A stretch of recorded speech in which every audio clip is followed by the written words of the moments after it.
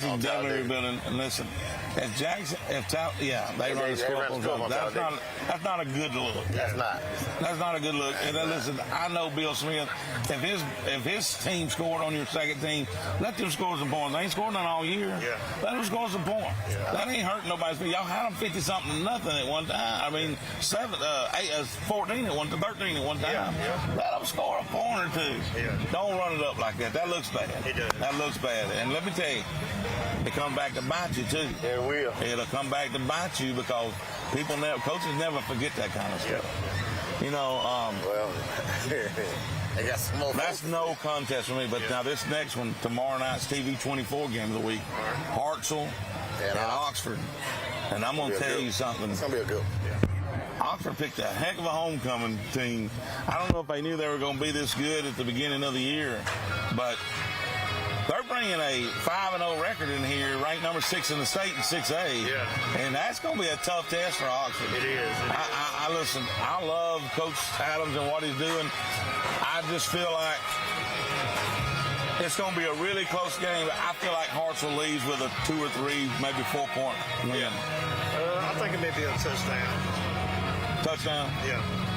What you got, King? I think Hartsel going to pull up, and Yellow Jackets going to pull it out. And why I say that, they play better when people start doubting. Yep. They doubt. I agree with that, and I'm not doubting the Yellow Jackets. It ain't like you ain't signing. Lay it on the table, you say. It ain't like you I'm laying it on the table. I'm just saying Hartsel's that good this year. Okay, I'm not taking nothing away from Oxford. We played some good teams. Yeah. And here's another thing. Oxford ain't got nothing to hang their head about. They went up and beat a great Huntsville team that knocked off the number 7 team in 7A, Bob Jones, this week. This past week. So at any given time, I just feel like anybody can be. Here's what I feel like. The reason I'm saying it's a 2 or 3, 4 bump. Y'all know what it's feedback. That's on the other side. Smile because you're on TV right now. On the other side, right over there. I mean, hey, come on. But I think that Hartsel comes in, not that they're any better. Oxford's just young. That in both sides. Unbelievable. Will you get your kinfolk away from the tent? One thing you ain't gonna be able to do. Get it started. Get it started if you want to, buddy. So that's why I'm giving Hartsel a 1 or 2, 3-point, 4-point win, is because Oxford's played at home. It's tough to play at Lamar Field. Yeah, it is. It was actually a good game for a minute last week. So it really was. I'm trying to figure out, didn't I just say that? Are you repeating what I said? Are you just trying to make it sound better? Make it sound better. Pleasant Valley, Raglan. Don't know a lot about either team. And Raglan went and got a big win the other day against somebody. I don't remember who it was down south. Raglan gonna beat Pleasant Valley. I think Pleasant Valley wins it. It'll be a close one, but I think Pleasant Valley wins it. I don't tell you now. Sachs, B.B. Comer, another slobber knocker. I will be at that game tomorrow night. And I'm going to tell you. It's going to be a good game right there. I'm going to tell you something. B.B. Comer shocked me last week with the win over Vincent because I didn't know how good Dadeville was until the end of the Welborn game. So listen to this. B.B. Comer, Dadeville is 3A, B.B. Comer's 2A. B.B. Comer will beat Sachs tomorrow night. I feel like they beat them maybe a touchdown. That's Sachs. B.B. Comer has a running back. They sure do. They got 235 pounds. They sure do. He's been dunking basketball. What do they call his name? They call him Ron. His name's Kamari. Ronnie, something like that. He's mad. What you call? He runs a 4.47 at 235 pounds and can dunk a basketball. Now, he's a bad boy. And if you hadn't seen video clips on him, y'all go look at the kid, the running back from B.B. Comer. He's really good. Yeah, he is. He's really good. You say he's going to beat Sachs? I'm calling it that I think B.B. Comer beats Sachs. It'll be a close one, but I think they pull it out. I got to go with my alma mater. He's going with his alma mater. That's okay. I mean, don't worry about it. I seen him cry. I seen him cry about Listen, Weaver, Asbury, somebody's got to win. They're both 0-5. I'm going to give the edge to Weaver this week. And I hope Weaver come through for I do too, because I've given it to them a couple times and they've let me down. But I'm gonna give them the edge this week. Welborn, Talladega, I think Welborn doubles up Talladega, probably even worse. Hey, listen, we're going to go to break and we'll finish this up. We got some more stuff me and Buckethead got to discuss here with Dax. All right.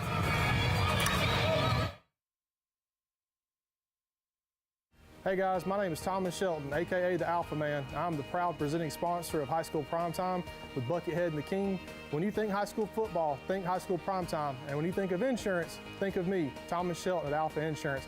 I'm a proud sponsor of many of our local teams.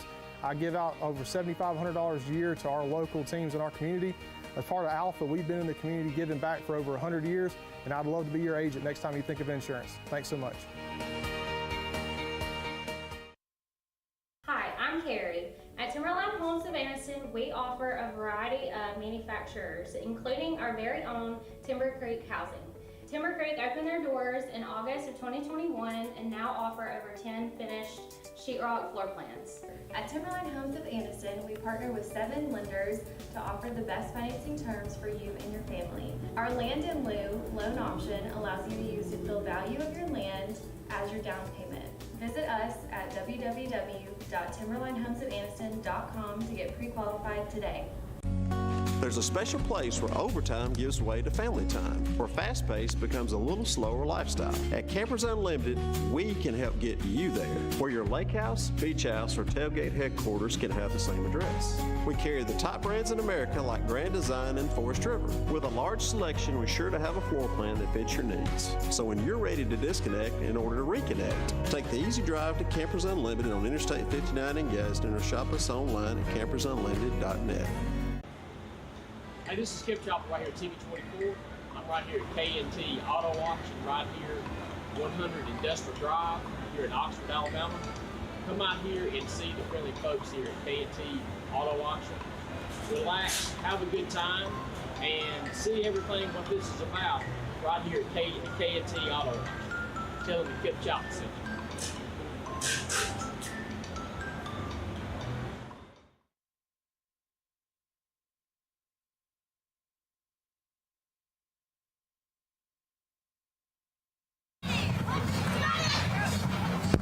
Welcome back to High School Primetime. To finish it off right here, we're about a little over 12 minutes away from kickoff to one of the biggest games that's been anticipated all year.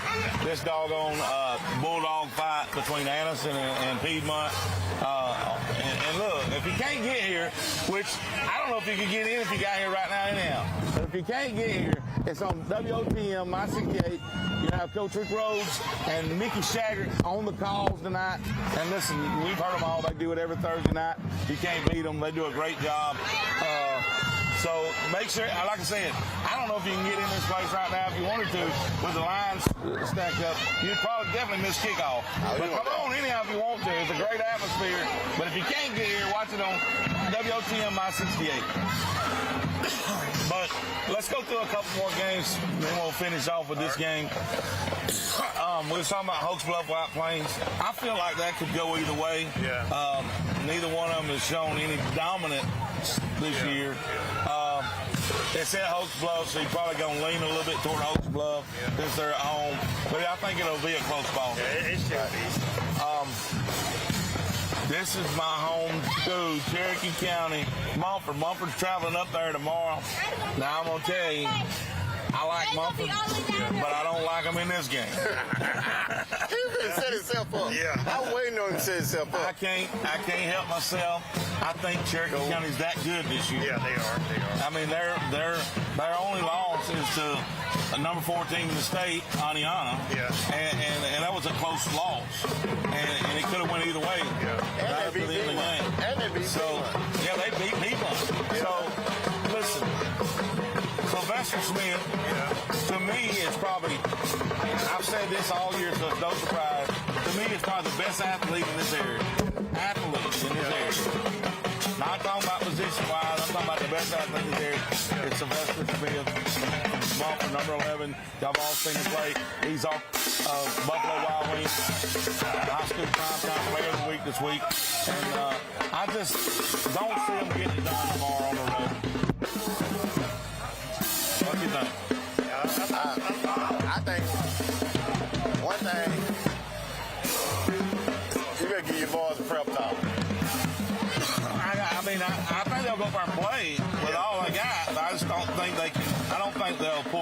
Now, if they do, I hope they do. How you ask me what? But I don't think they will. I wish they were playing it in Mont. Well, I mean, it doesn't matter to me. I know why you're saying that.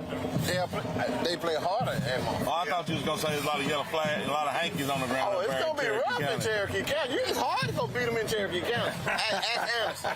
Yeah, that's what I heard. Ask Anniston. I'm telling you the truth. Okay, I don't want you to get in trouble with the referee association, so I'm going to move on to the next game. What I'm saying, I wish they were playing in Mumford. Mumford plays hard at home. They do play with a lot of heart in front of the home crowd. Yes. Hanley and Lynette, I think Hanley doubles Lynette up. I don't think Lynette is as good as they've been being in the past. I know Coach Story.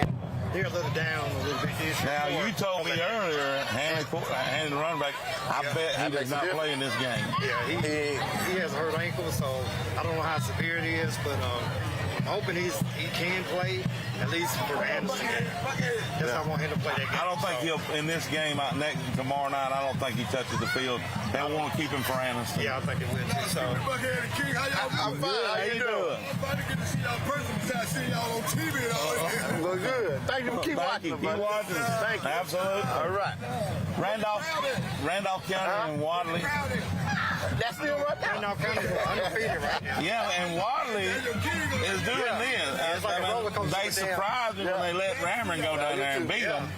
And then they turned around and beat Spring Garden, which was one of my 1A dark horses for the state championship game.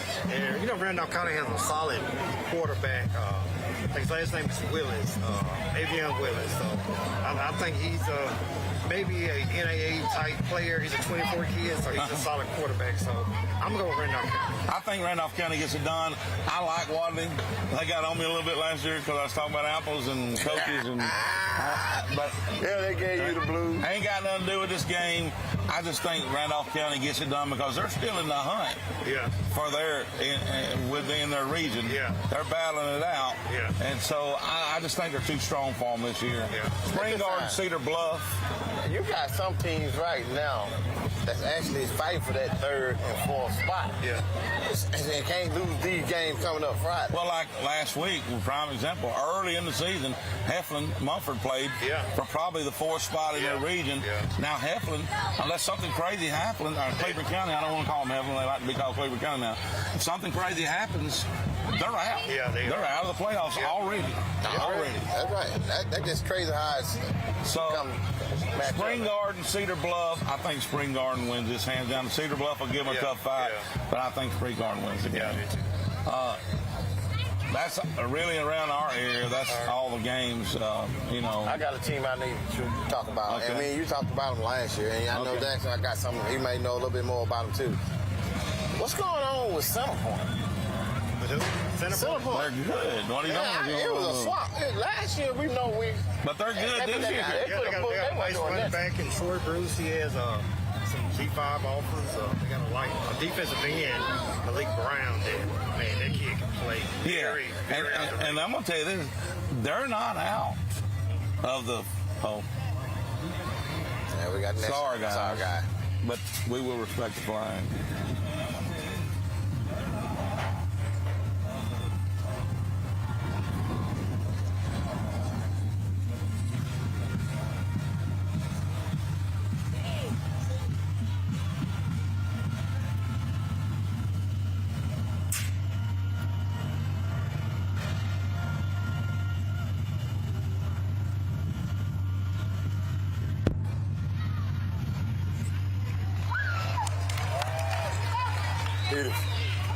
That's nothing. I used to say War Eagle when it got done. I won't say that. I won't say that no more. I'm glad you don't learn your lesson. I definitely don't say that no more. But guys, it's getting close. It's getting really close. It's got really dark under our tent here. Yeah. I mean, I can't even see me. That's part of it right there. But we're 6 minutes away, and most anticipated game up to this point for the season. I'm going to go ahead and tell you, I'm going to talk a little bit, but I'm going to go ahead and tell you, I'm going with Anniston in this game. I think Piedmont keeps it close early. And then I think Anniston's depth and size and quickness will be the difference in the game.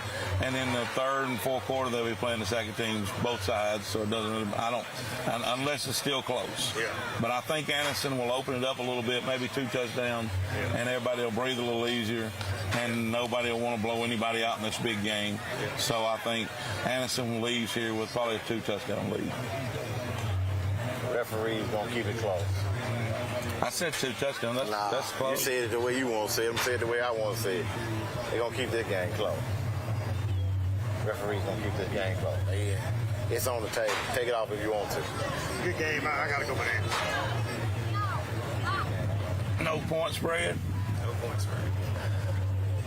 I just think the reason I say what I said is because I think Anniston's depth and their ability to play most kids one way and their size is going to be the difference in what you'll see tonight on this field.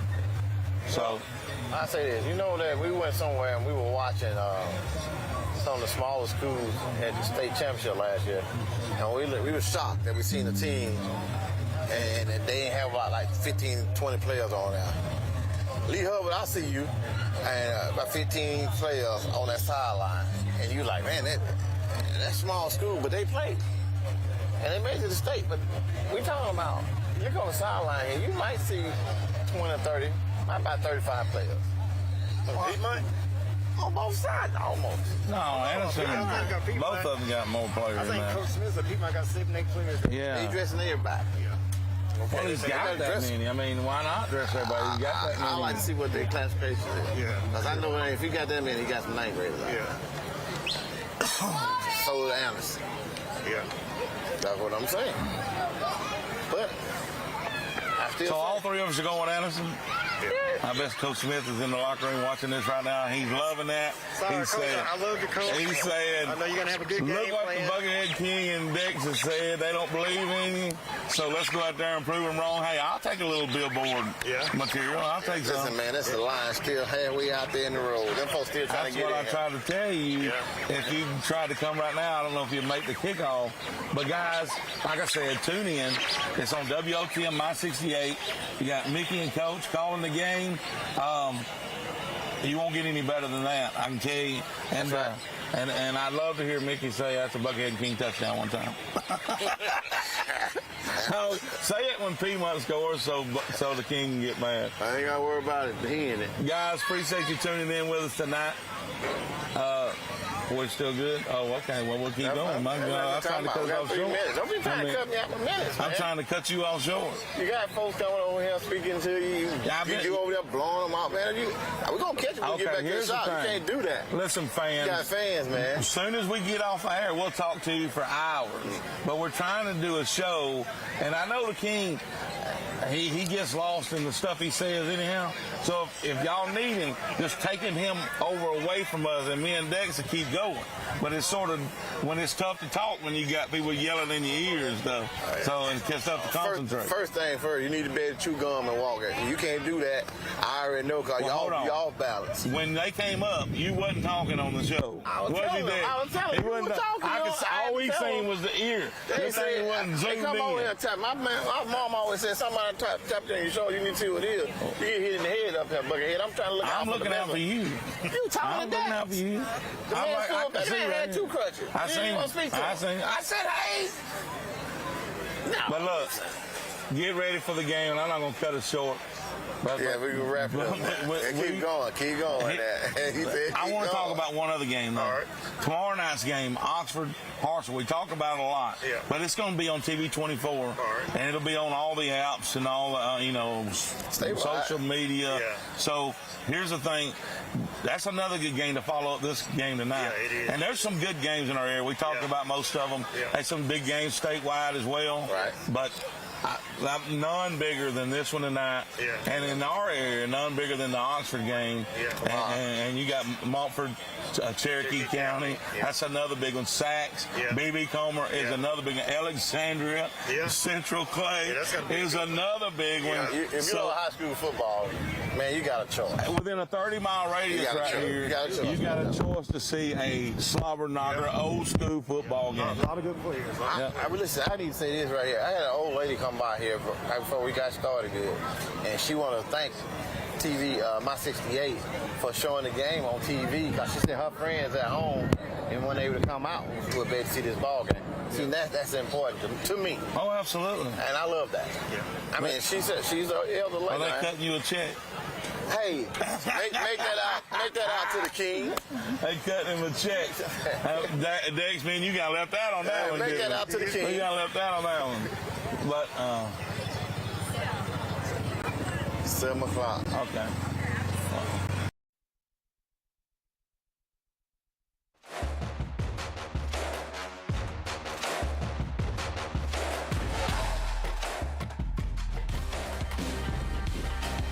And good evening from the Field of Champions in Piedmont as Thursday Night Lights invades the northern tip of Calhoun County for a highly anticipated non-region matchup from two ranked teams. It's a battle of Bulldogs tonight as Piedmont plays host to Anniston on the AHSAA Game of the Week presented by AmFirst. I'm Mickey Shadricks, joined again this week by Coach Rick Rhodes. And, you know, there was a time in Calhoun County where you couldn't even envision this matchup happening. After all, Anniston was the largest school in Calhoun County for so long. They were consistent winners, while Piedmont was one of the smaller schools. But Piedmont is now the household name in this state with 4 of the last 7 3A state championships, and they're off to a 3-1 start this year, so they appear to be a contender again. Meanwhile, Coach, for Anniston, they came out of the gates blazing. They're off to a 5-0 start, and it's the way it happened that is kind of bringing back memories of the glory days of Anniston football. Well, a lot of people say this is the best Anniston team in 30 years. They're ranked number 5 in 4A right here. They're undefeated. They've got 4 or 5 blue chip players and a ton of all Calhoun County players. It's going to be a heck of a matchup. Talking about some of the players, let's look at key players for tonight's matchup. Well, first of all, for Anniston, Raquez McKeldry, committed to Alabama, an all-state tackle, a tremendous drive blocker. He will be a force in this football game for sure. For Piedmont, Jack Hayes, what can I say? The all-time touchdown leader in the history of football in the state of Alabama, and closing rapidly in on 3 more records as we speak. 3-time all-state quarterback.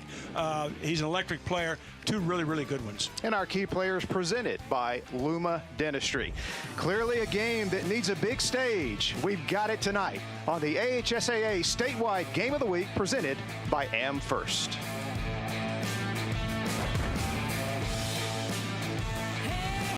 Retirement planning, investment planning, education planning, ad valorem, blah, blah, blah, blah, blah, blah, blah, blah. Financial planners love to show their version of a perfect retirement, but what about your perfect retirement? At AmFirst Financial, we'll get to know you first, so we can make a plan for the person you'll be years from now, and future you will be glad we planned ahead. So call AmFirst Financial today. You'll thank you later. You know, Tony, it's almost that time of year again. Well, we already know the outcome.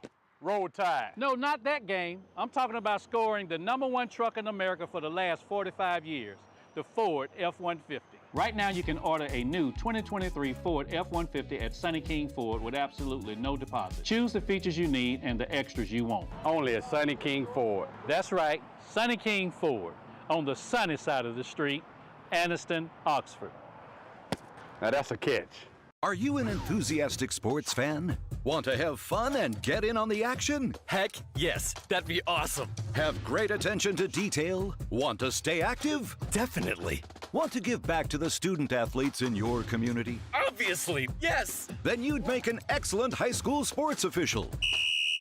We need more officials in Alabama, because with no high school officials, there are no high school sports. Sign up today at highschoolofficials.com. Are you ready for some football? Then WOTM is the place for you. On Thursday nights at 7 p.m., veteran broadcaster Mickey Shadricks and former high school state champion and collegiate national champion Coach Rick Rhodes bring you live coverage of the AHSAA TV Network Game of the Week, presented by AmFirst. Friday nights at 7 p.m., it's the TV24 Game of the Week, presented by Sunny King Ford. And the action continues Saturday mornings at 9 a.m. with an encore presentation. Drummond's Company, Friday Night Rivals Game of the Week, right here on WOTM.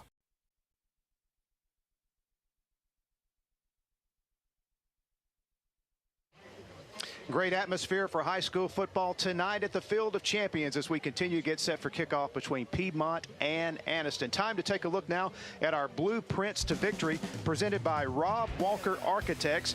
And Coach Rob Walker Architects believes the architect's role extends beyond the traditional services. They serve as a close advisor and partner to the clients for the entire process. Now you give us our Rob Walker Architects Blueprints to Victory. Well, it's interesting that you mentioned tradition and the entire process, because that's going to be important tonight.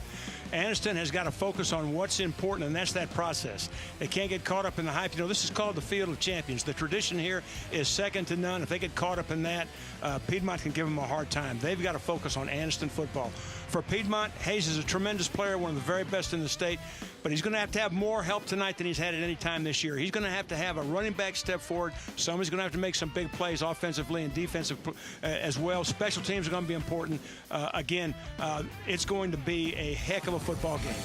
Maybe a Calhoun County non-region matchup, but I tell you what, folks all around the state interested in this one. We're going to kick it off momentarily. It's Anniston at Piedmont, and it's coming up next on WOTM.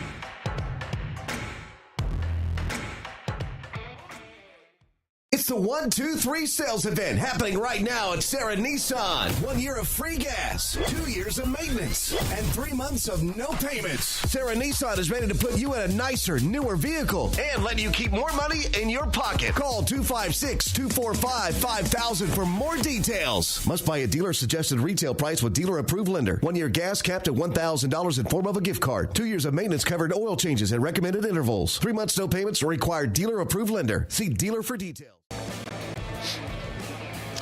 And we're back at the Field of Champions. We just had the coin toss. It was won by the Anniston Bulldogs, and they want the football. So this high-powered, high-octane Anniston offense, coached by Rico White and company, is going to get the ball first. How about the job he's done? He's got the Bulldogs off to a 5-0 start, as the Bulldogs are looking good in 4A Region 4. Meanwhile, there's Steve Smith. Everyone around the state of Alabama knows about the job he has done. It's about a remarkable job in high school football as any coach really has ever done historically, because when you look back over the years at Piedmont, George Hoblitzel had some really good years when he was here, but other than that, no one's came anywhere close to what Steve Smith's accomplished since he took over in 06, and of course the 5 state championships, including last year's state championship. So the highly anticipated matchup between Piedmont and Anniston is underway.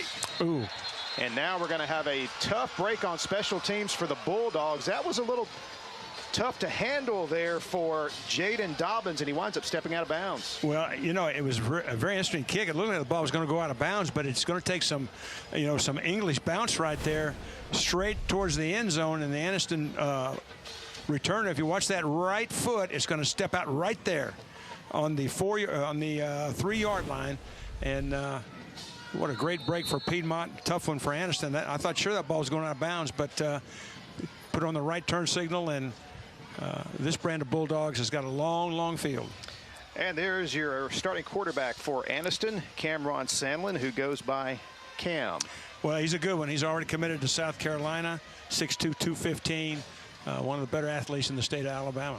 So rough field position to begin the game for the Bulldogs, and a nice play defensively for Piedmont, stuffing that running play for no gain. Here's the starting lineup for the Anniston offense, presented by Calhoun County Commissioner from District 1, Fred Wilson. And we mentioned Cam Sandler, and this offense is full of playmakers. They average 42 points a game. Coach Steve Smith told me earlier this week, very concerned about those guys getting in space and the damage they can do to you throughout the game. 2nd down and 10. And here's a snap to the man in motion.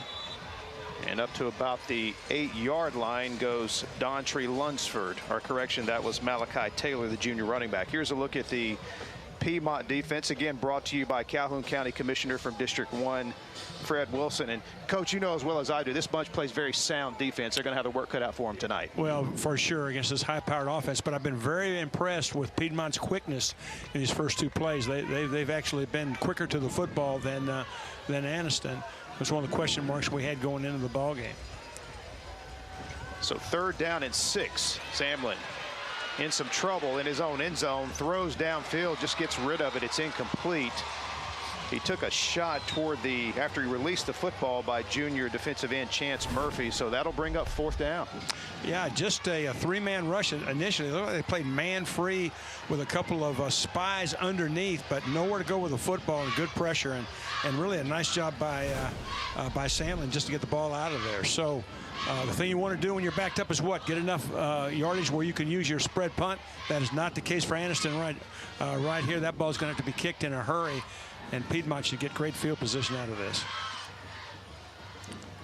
So Sandlin stays on the field to punt and booms this one over the return man McLean Mohan, and this is going to take a huge role. So special teams playing a big part in this game already. Piedmont will get the football back at their own 27 after Anniston had to start from inside their own 5. Excuse me while I try to catch that great field position comment going out the window right here. Just a tremendous punt, about a 75-yard punt, and kicked it away from the returners and really flipped the field. Key there was getting enough height over it to get it over the return man, and then it took a nice Anniston roll. So this kind of flips the field back in Anniston's favor after the rough start field position-wise for their offense. And there he is, the Piedmont quarterback, Jack Hayes. We'll talk a lot about him tonight. The record-setting quarterback starting his 50th game tonight for the Piedmont Bulldogs. He's the leading rusher on the team, and he shows why here on 1st down as he darts forward for close to 9 yards. Yeah, quarterback power right there. Really nice blocking on the left side as we take a look at the Piedmont offense. Presented again by Fred Wilson, Calhoun County Commissioner from District 1. Jackson Hayes last week set a new record for touchdowns produced. He is now the AHSAA leader in that category. He's only 1 touchdown pass behind that record as well. Well, he's closing in on 3 more records right here as we speak, and could pass at least one of them tonight. 2nd down and short, 2nd down and 2. And the handoff up the middle, that goes to Cody Holloway. And that's going to be our first down of the game as Piedmont with a couple of running plays, one from their quarterback, one from a running back, and they're out at the 41-yard line. Yeah, and ran right at the Anniston defense. You know, a sizable advantage for this defensive front as you take a look at the Anniston defense brought to you by Fred Wilson, Calhoun County Commissioner, District 1, a defense with a lot of speed. Hard to run east and west against this bunch, and Piedmont went straight up the middle on them the first 2 snaps. 1st and 10. Here's a sweep around the left end, Parker Thornton, and that is that speed and pursuit on the perimeter that the Anniston defense is so good as. You see number 14, Love Kirby, getting up from the stop. Yeah, that time Anniston got in a 5-man front. Piedmont was not able to get any blockers up to the second level. Those linebackers pursued very well and held that thing to no gain. Nice play there by that young man. Corner, I was just going to say, corner on the other side, Jaden Lewis is an all-state player. Keep an eye out for him. 2nd down and 10. Hayes' first pass attempt is incomplete, as it was intended for Ishmael Bethel, the sophomore wide receiver. So all of a sudden, after a 1st down on 2 running plays, it's 3rd and 10 for Coach Smith's offense. Yeah, and I think that Bethel is going to be a key guy tonight. He's got 23 catches on the year and 5 TDs. I think he's got to have a big night if they're going to be successful.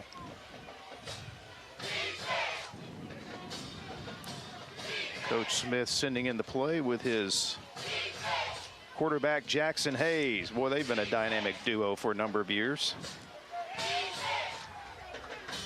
Piedmont's won 2 state championships under this young man's direction. He's pressured here, though, on third down. Gets the pass away, and it is incomplete. Parker Thornton couldn't handle it, but he wouldn't have gotten anywhere anyway, as Anniston had that play pretty well diagnosed. Yeah, really a big rush. First of all, by Hezekiah Harris, who came from his defensive end position, then had some help inside. Tried to dump the ball out on the swing route, but just off the fingertips. Wasn't going to go anywhere anyway, and a good defensive stand by Anniston. And there's a good look at Jalen Cunningham, the senior, awaiting the kick. Is a short one, however, does take a Piedmont roll. Cunningham takes a gamble and then takes a hit from Thornton. Luckily, he was able to hold on to the football. Correction on the hit that time was Trevor Pike, the junior, hustling down on punt coverage. So both teams, one chance with the football, and Anniston back on offense now. Big Time Entertainment, Alabama's newest and largest family entertainment center, is located in Oxford, Alabama, right off I-20 at exit 185.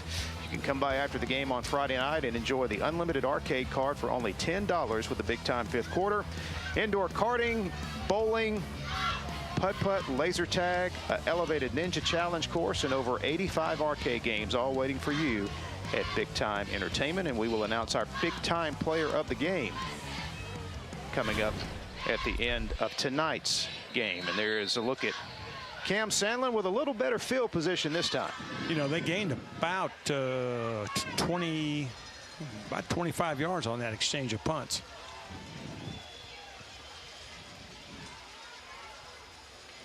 Sandlin back to throw on first down. Flag flies. He airs it out deep.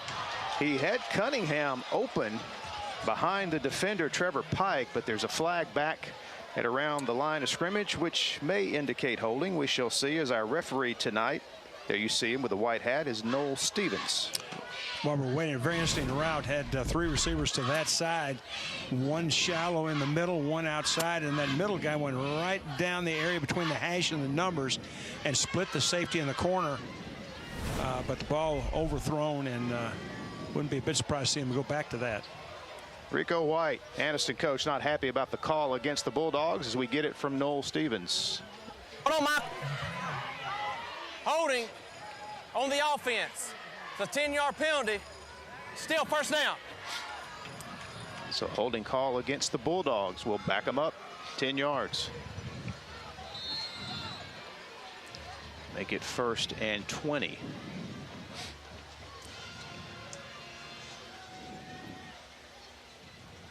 Sandlin hands it off up the middle. Malachi Taylor out across the 15 to about the 17. Takes a big hit there. Fisher Adams, a junior defensive lineman, helping out on the stop. I tell you, Mickey, that was a defensive clinic there. The backside closed just like you're supposed to. Front side held their gaps. Pursuit got where they're supposed to. This is just great defense right here. Watch those blue shirts close down, close down. No cutback right there. Really, really nice defensive football right there by the Piedmont defense. And another penalty against Anniston. Another holding call.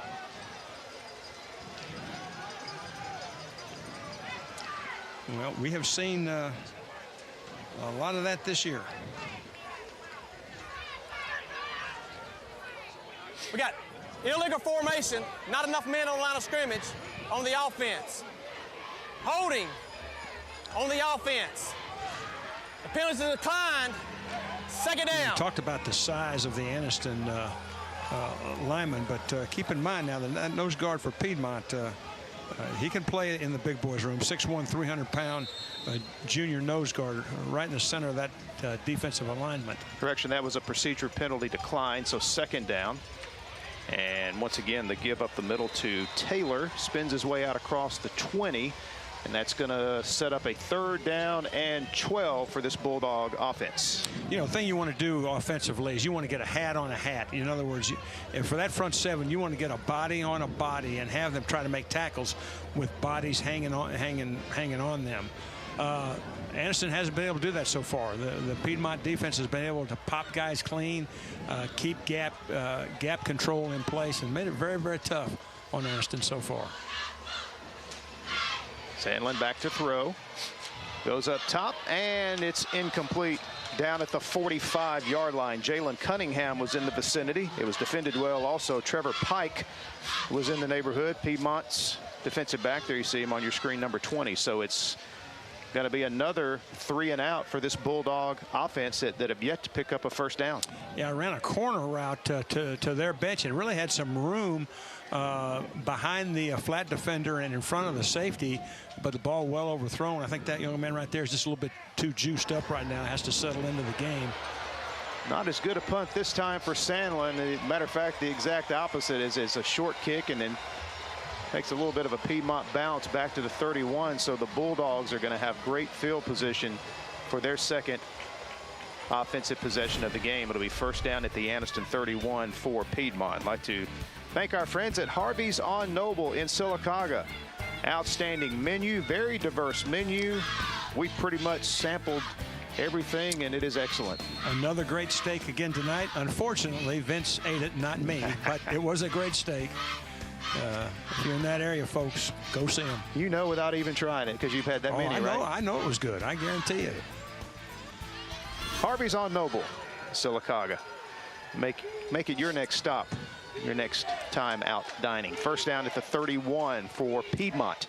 Hayes keeps.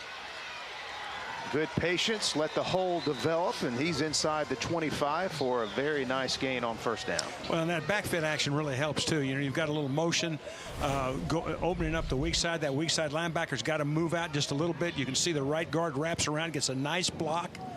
And, of course, Hayes, their leading rusher, knows what to do with that football. That really was a nice trap block there by Chris John Gurley, and the senior 275-pound right tackle.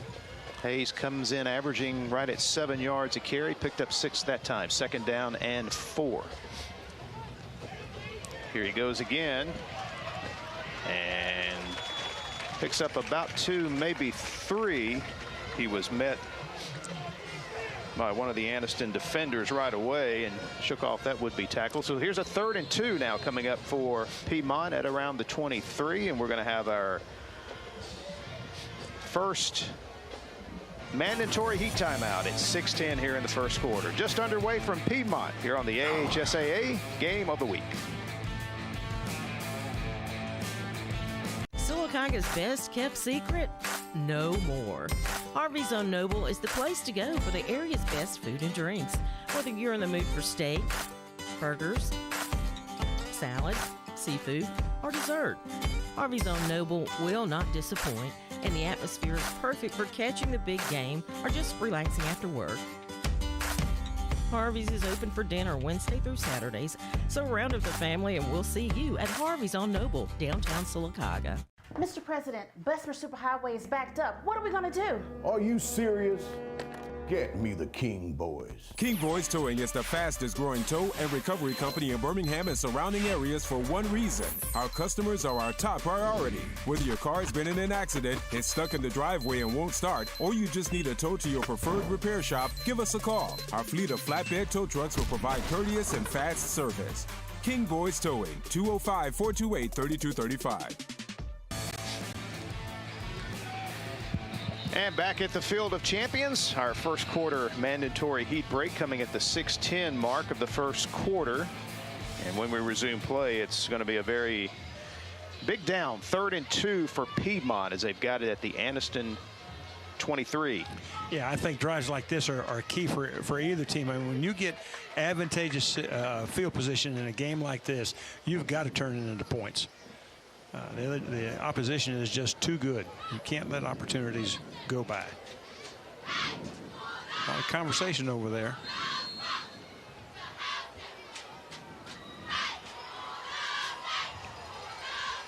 Coach Steve Smith sending his offense out onto the field here on a big 3rd down and 2. It's when you normally would see this young man keep it himself, Jackson Hayes. So we'll see if Jack tries to get the first down himself, and he will.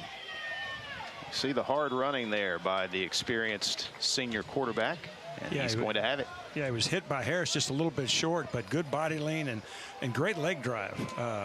That's about the 3rd time he's run through a couple of tackles. Another look at the M first down. They're going to measure. Looked like we thought he had it for sure, and now they're going to. Yeah. Now they are moving the chains. Yeah, I thought he had it pretty clean. You know, big first down there. I tell you, Coach Smith is working those officials now. He's had several conversations, but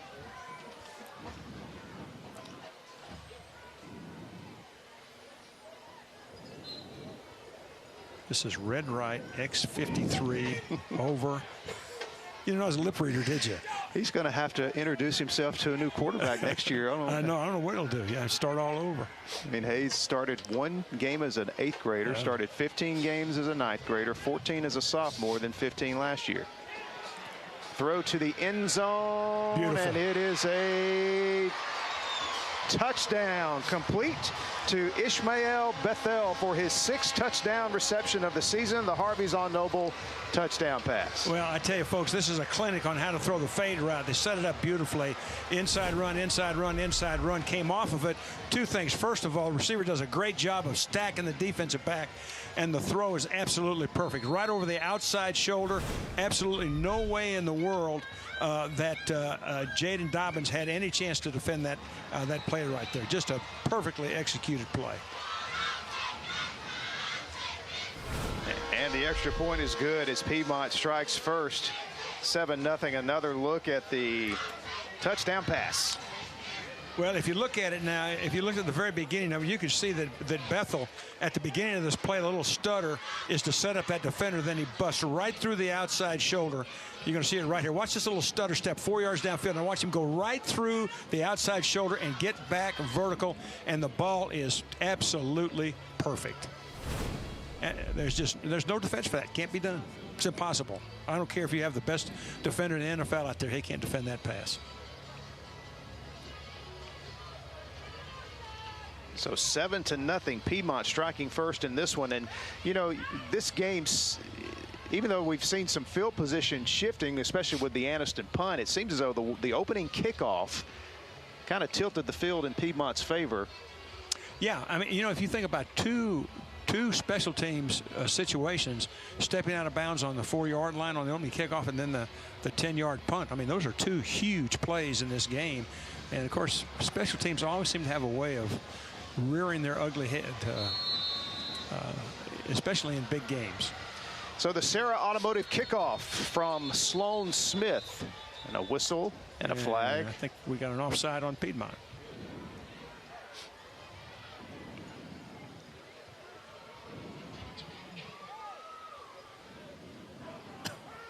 Never liked that as a coach.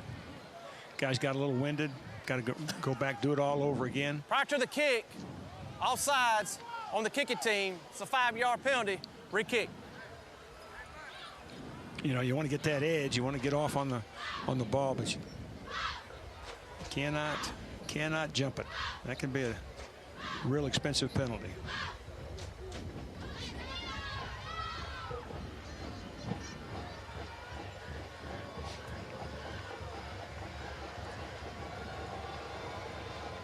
So we will do the Sarah Automotive kickoff again.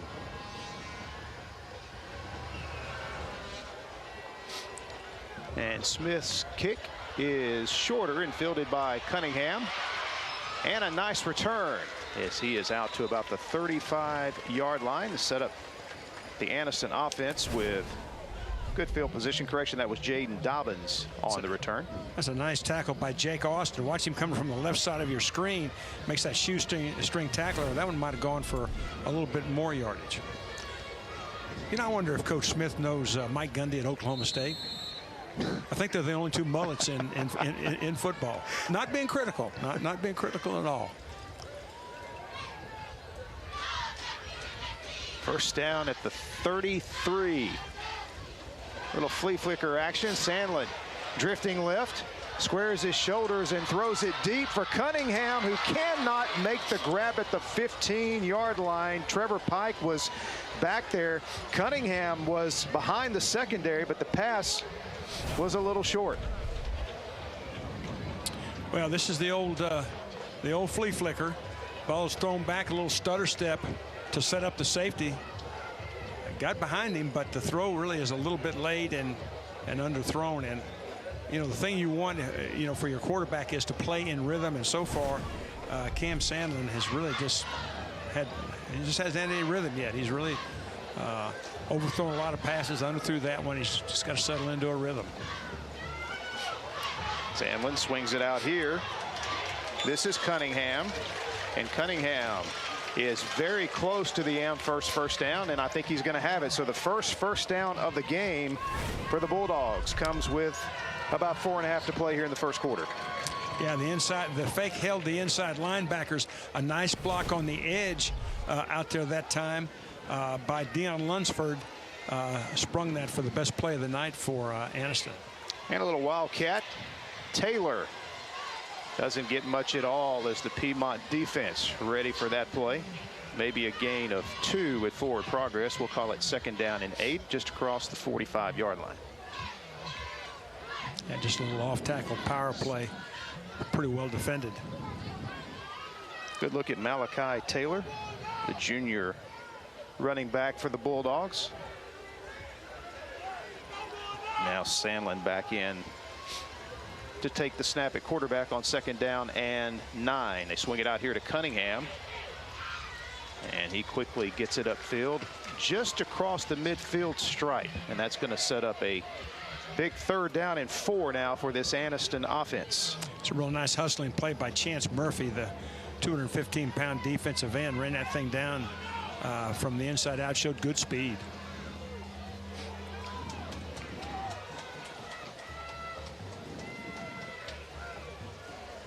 Third down and 4 for the Bulldogs.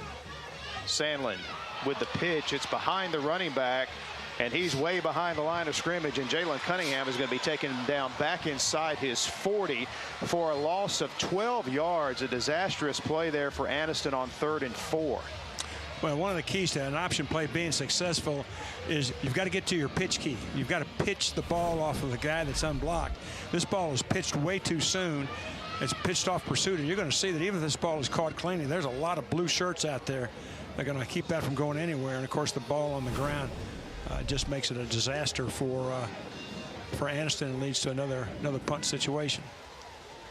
So Anniston's best drive of the night comes to a halt here, and they have to punt it away. On the return here is Max Hansen for Piedmont. And Hansen out across the 30. Nice return up to about the 33-yard line.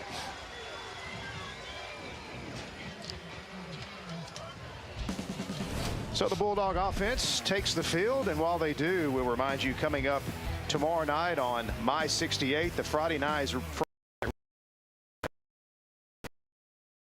it gets. How about this matchup? Clay Chalkville and Thompson, 7 o'clock kickoff tomorrow night on My 68. Also will re-air beginning at 9 a.m. on Saturday morning on WOTM.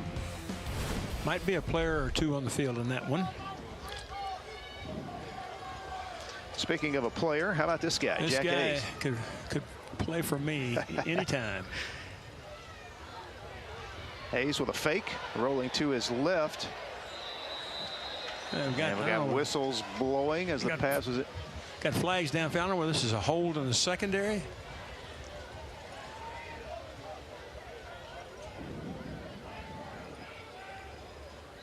At about the 50-yard line. The other one at about on the 42. Yep. Ran a crossing route right there. Somebody could have grabbed some jersey or. Holding on the defense. It's a 10-yard penalty. Results of the penalty. First down.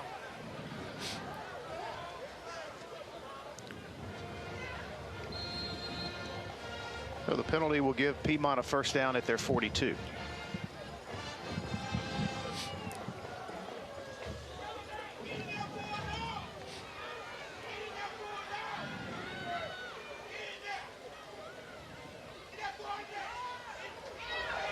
Hayes swings it out here to Hansen, and Hansen staying on his feet across midfield down to the Anniston 48. Nice run there by Max Hansen. Yeah, and really good blocking in the perimeter. That's just a little swing pass with 2 blockers out front. Watch at the bottom of your screen. The inside and outside receivers keep a body on a body, which is what you've got to do out there. And then watch the second effort right there on that little spin move. And it looks like this one's close enough to take a look at.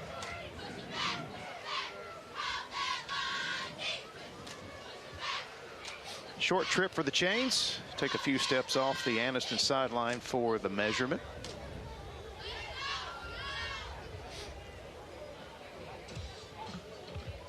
Just short.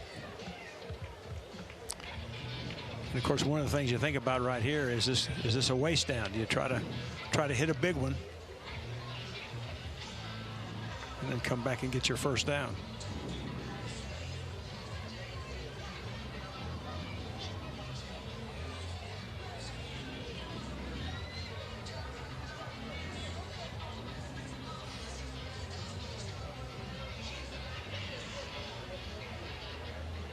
.145 to play here in our first quarter. Piedmont with the ball and a 7-0 lead as their defense is so far in this first quarter has done a good job limiting the offensive production by the Anniston Bulldogs, who came into this game averaging 42 points a game. But it's been the Piedmont offense playing ball hog here in this first quarter. Second down and inches. Jack Hayes with the blitz coming, gets the pass away, and it is incomplete. It was intended for Thomas Probst, and he took a shot there from Jaden Dobbins. Now they put 3 receivers into the boundary and ran inside routes with the 2 outside receivers, and took that 3rd receiver and ran a wheel route right down the sideline, drove that ball in between the safety and the corner. Tough catch, but I think Probst would be the first say that he should have had it. Good hit there by the safety coming across. Well conceived play, but a nice defensive play as well. So they call it football. And still 3rd and inches, as they did take a shot on second down. Jack Hayes on the keep, takes a shot, but spins his way and gets his first down. I tell you, you're not going to tackle this guy by just bumping him or just an arm tackle. He is too tough, too physical. Flag on the play as well, so we'll have to check the penalty. As it stands now, it is an first down, but we'll have to see the penalty. Well, that play tells you a lot about why he has been so successful. Looks like it's maybe a face mask. Think so. Personal foul, face mask on the defense. It's a 15-yard penalty from the end of the run. First down. That is the 4th penalty here in this first quarter against the Bulldogs. Watch now, he set it up right there. Now watch those feet just keep moving, a little spin move, and just is going to get that first down. Just really been impressed every time I've seen Piedmont with their ability to break tackles. Their weight room work cannot be overstated, I would think. So here's Thornton with the handoff up the middle, and he is met at the 25 there by Roscoe Malloy, number 0. A big all-county middle linebacker, and he does what middle linebackers are supposed to do. Shucks that block and pancakes the ball carrier. Under a minute to play first quarter. Second down and 8 for Piedmont at the Anniston 25.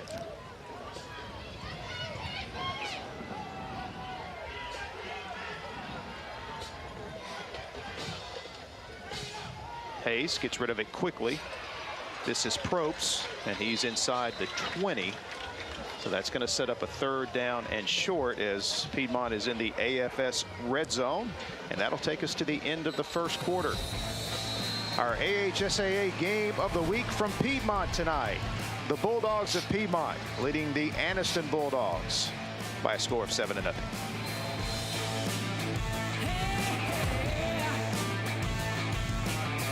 The perfect checking account doesn't exist. Not at a bank, that is. So why do you keep looking there? At AmFirst, you can get no minimum balance or monthly fees, an instant issue debit card, and free checks with unlimited check writing. But who doesn't want more? Like a rewards program you'll actually use, and convenient digital tools that make it easy to manage your account from anywhere. Now you could try and find that at a bank, or you could save yourself the trouble by checking with us.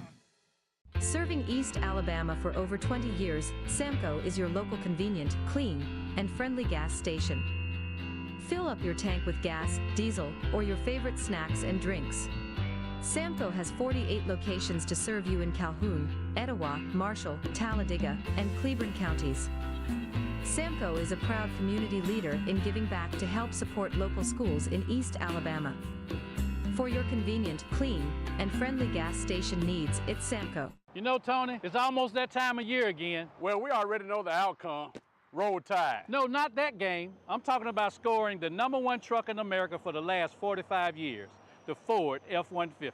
Right now, you can order a new 2023 Ford F-150 at Sunny King Ford with absolutely no deposit. Choose the features you need and the extras you want. Only at Sunny King Ford. That's right, Sunny King Ford, on the sunny side of the street, Anniston, Oxford. Now that's a catch. And remind you, coming up next Thursday night, our AHSAA game of the week.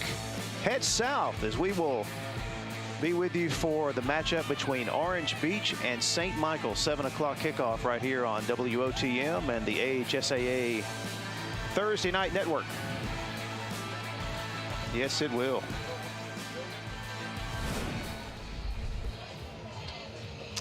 And here in Piedmont, two programs that are well established. Piedmont, of course, we talked about in our open, dominating Class 3A football for the last several years, especially since this man became the head coach in 2006. Meanwhile, the Anniston Bulldogs, they've got a couple of state championships on display in their school, one from 1989, one from 1994, but this is the best start they've had in many, many years. Piedmont, 3rd down and 7. Jack Hayes is going to dive forward, and we'll have the Amherst first down.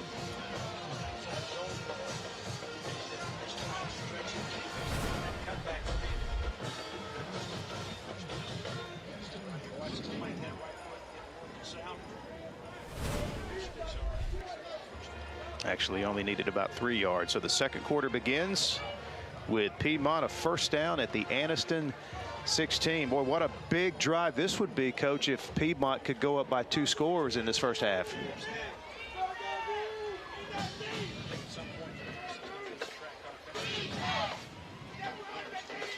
Hayes keeps and will be wrapped up from behind that time by Anniston's Darius Feaster.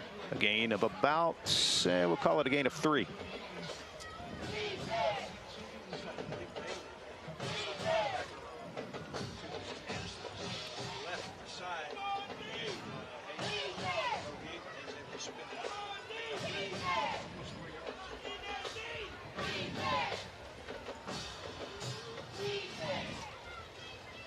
Second down and 7 for the Bulldogs of Piedmont.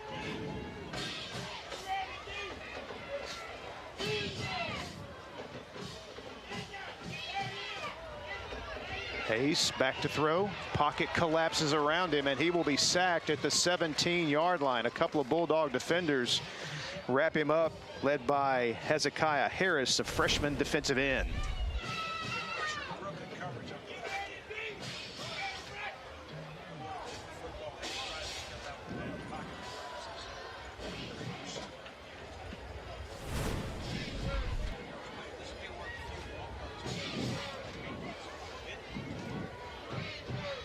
They lose 4 yards on that play, so 3rd down and 11 for Jack Hayes and company.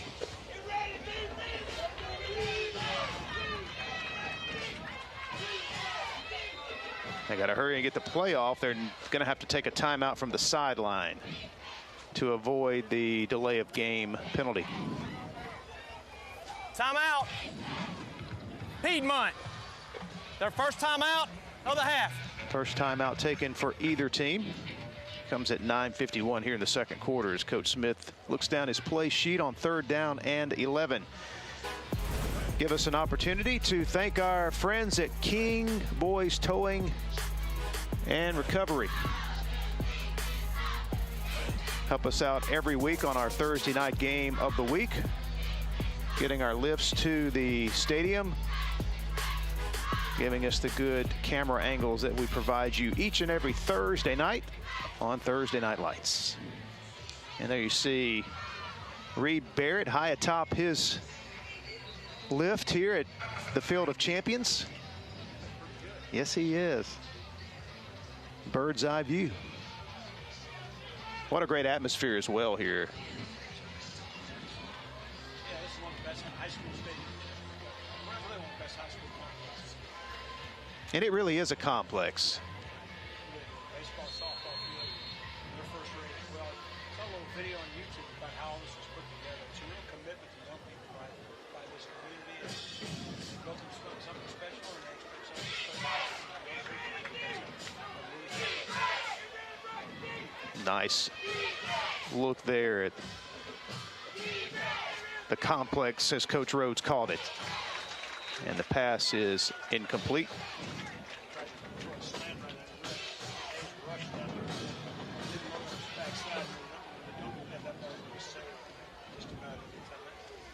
Coach Smith will send out the field goal unit. Sloan Smith, the senior place kicker, will hit this one. They'll spot it at the 24, so this is going to be a 34-yard field goal attempt.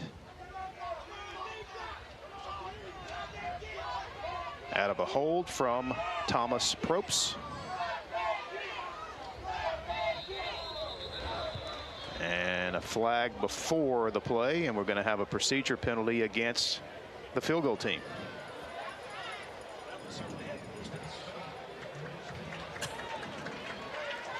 Prior to the snap, false start on the offense. It's a 5-yard penalty. Still 4th down.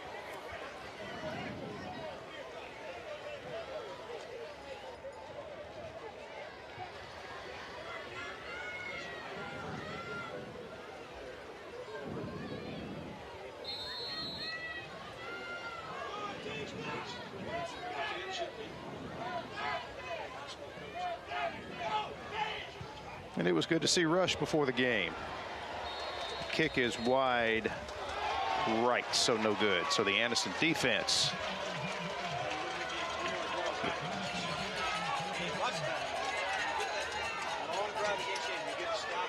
Night you, and things kind of changed a little bit. We'll see if that holds true to form here.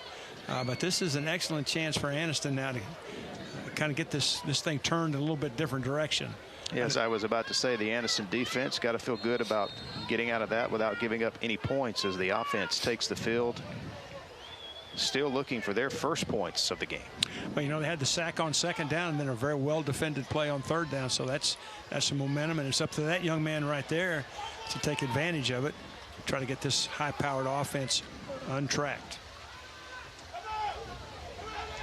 And here is Cunningham. And there you see some of the explosiveness from Jalen Cunningham. The best run from scrimmage Anniston's had tonight. It's a Amherst first down. Well, this is a speed sweep. At the end, squeezed down. The linebacker scraped, but just got outran by Cunningham, who is described by his coach as the Swiss Army knife. He does a little bit of everything. I don't think Anniston can score quickly. Ask Jacksonville. The Golden Eagles seem to be controlling their game with Anniston for most of the 4 quarters, and then Anniston got it going and wound up winning 30-23 coming back in the 4th quarter. And here's Sandlin with a big run across midfield into Piedmont territory. That's very similar from what we saw from Jack Hayes. This is just a quarterback off tackle, and of course showed his speed to the outside. Nice maneuverability to break that tackle, and it didn't take Anniston long to get that momentum wearing a white shirt.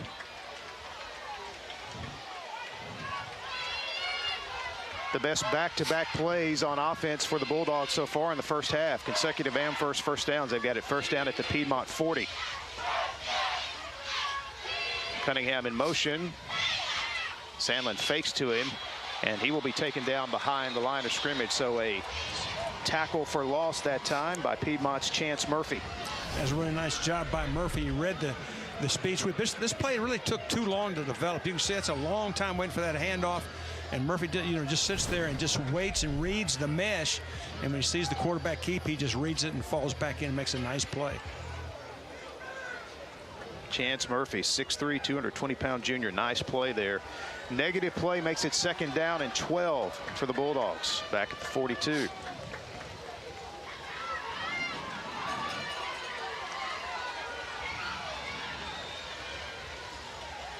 Sandlin swings it out to Cunningham. Football's not loose. It is picked up by Murphy.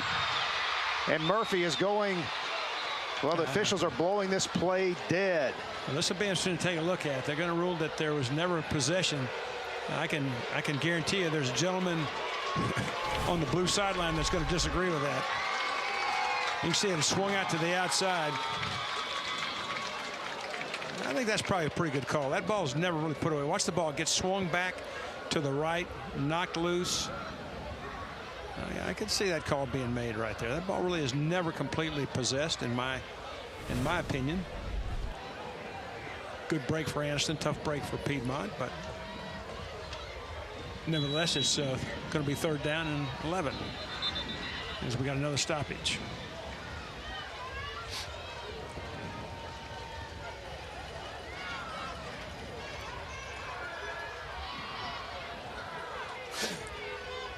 Sideline warning. Sideline warning on Anniston. That first one. Well, the get-back coach just got chewed out. The get-back coach just chewed out the other coaches for not helping him out. The other coaches just chewed out the entire sideline. So there you go. Don't think we'll see another one of those.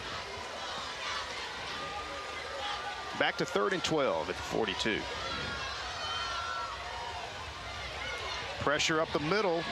Sandlin goes down the middle of the field, and it is picked off at the 9-yard line. Flag flies. This is Trevor Pike.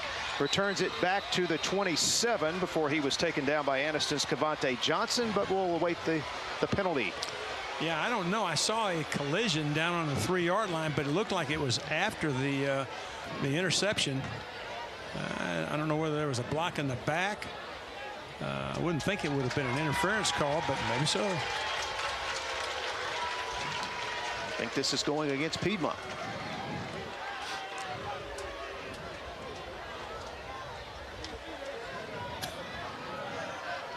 Pass interference on the defense. It's a 15-yard penalty. Results of the penalty, 1st down.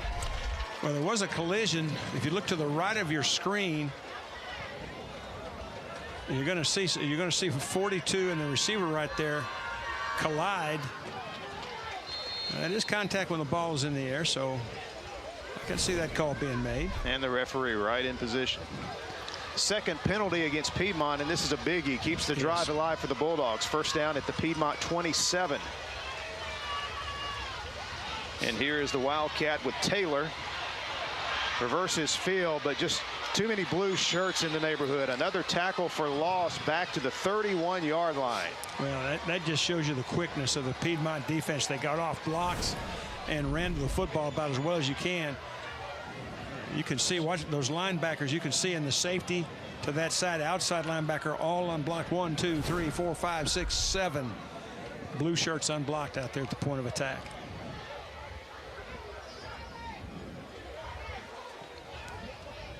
Well, the Wildcat with Malachi Taylor hasn't worked tonight. Piedmont defense been all over that. 2nd down and 14. Bulldogs show blitz. They rush 5. Sandlin with time over the middle. Pass is zipped downfield and complete to Javon Thomas, who held on to that with his fingertips for the first down. Great concentration on his part. Of course, when you bring 5, that means you got to avoid an underneath zone. You can see all that green grass right in the middle right there, and nice job of putting the ball right in that area. Good concentration, nice fingertip control, great concentration. And here's Taylor with the Wildcat once again. Cuts it up inside, and he is down to about the 7-yard line as Anniston in the AFS red zone with their first serious scoring threat of the night. Well, it's so important from an Anniston perspective now to turn this into a touchdown, not a field goal. They kind of got ignited by that stop. They got a great drive going. They want to finish it. 2nd down and 6 for the Bulldogs. Football spotted at the 7. They can get a 1st down.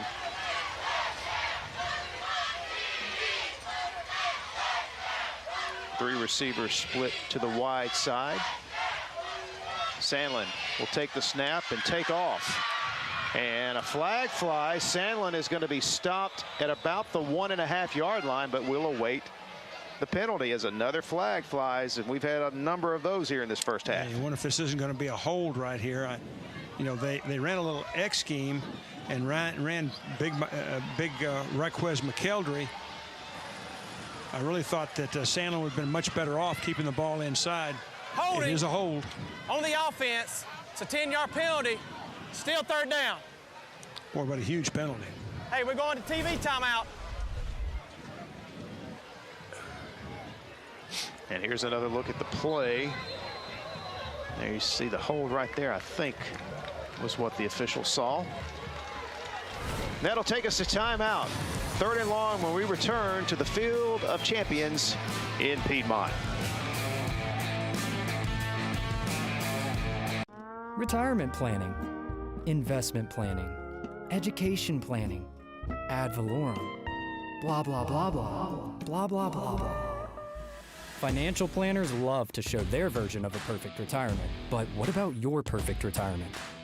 At AmFirst Financial, we'll get to know you first, so we can make a plan for the person you'll be years from now, and future you will be glad we planned ahead. So call AmFirst Financial today. You'll thank you later. Right Way Auto is offering cash on the spot for cars, trucks, and SUVs. Our inventory is low, and to turn that around, we are buying pre-owned vehicles in good shape. Visit our 2 locations today on the Motor Mile in Anniston or Highway 21 in Mumford. We will buy your car even if you don't buy ours. Right Way Auto is offering cash on the spot for cars, trucks, and SUVs. Cash on the spot today for your vehicle at Right Way Auto Sales in Anniston and Mumford. And I'd like to thank our friends at Sonny King Ford on the Motor Mile in Anniston, not far from us here in Piedmont, Alabama. Sonny King Ford, Tony Russell and his staff do a great job and have been for years. Sonny King Ford, an institution in the car business in the Anniston area and the state of Alabama. Sonny King Ford. We're right in your backyard tonight, Mickey. Absolutely. Beautiful part of the state.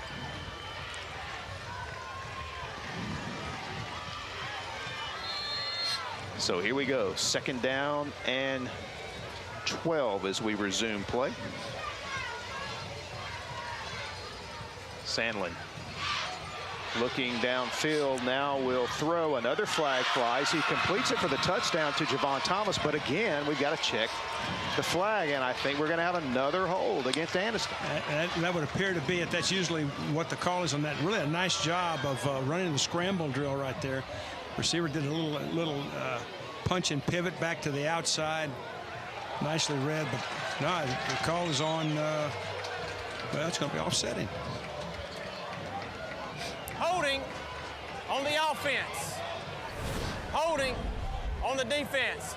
Those penalties offset. Still 2nd down. Yeah, you see the hold there against Piedmont's number 51, and then a hold on the Piedmont defense as well. So we'll try it again.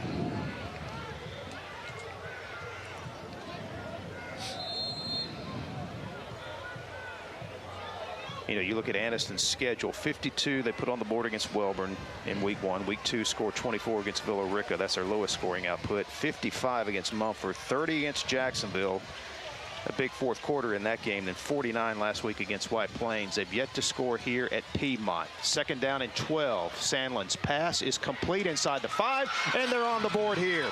Touchdown. That is Dion Lunsford taking it in for the Bulldogs' first points of the game, and no flag, Coach. Do you see a flag? I see 2. Okay. I see 2 arms up. So really well-designed play. They kind of cleared out everybody. They ran corner routes and deep middle routes, and then they're just going to drive. You look from the left of your screen across, you see 15 coming across late. Nice job of recognizing it, and Dion Lunsford makes the catch and takes it right in the end zone and strikes a pose after the TD. How about the protection? Yeah, very well. That play obviously took a while to develop. Here's your Sonny King extra point. Eduardo Lopez. Not enough lift on that one, so the extra point is no good, and Piedmont will keep the lead 7-6 with 5:42 to play here in this first half. But, Coach, we're starting to see, it seems like Sandlin is starting to get a little more comfortable back there. Obviously, it's important when you got time to do this.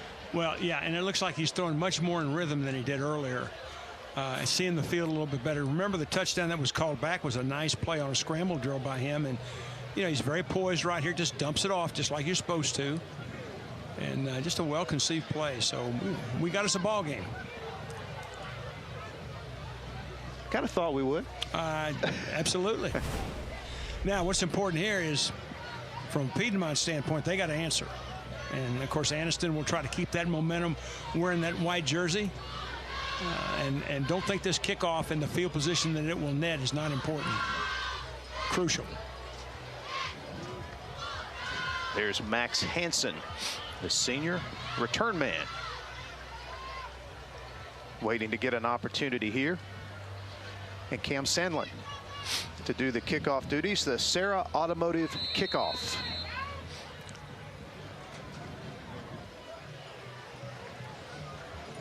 Again, a beautiful night for football. Temperature comfortably in the 70s, virtually no wind to speak of. Hansen fields this one from the 10. Gets some good blocking. He's across the 30. Hansen out across the 40. Good return for the Bulldogs of Piedmont. Yeah, really a well-executed return that time. Got in that wedge and got it almost out to midfield, and that's exactly the kind of field position that Piedmont was looking for. And again, special teams have really impacted this first half. Yeah, they really have, and they really, for the most part, have favored Piedmont greatly. And of course, you know, this part of the field is so important. You know, this is what's called the freewheeling zone. You really can do just about anything you want to offensively.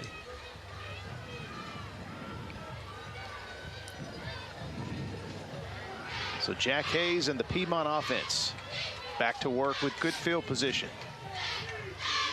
Hayes with the fake, has to step inside the rusher, gets the pass away, and it is intercepted as he inbounds. The officials confer. Looking for a call.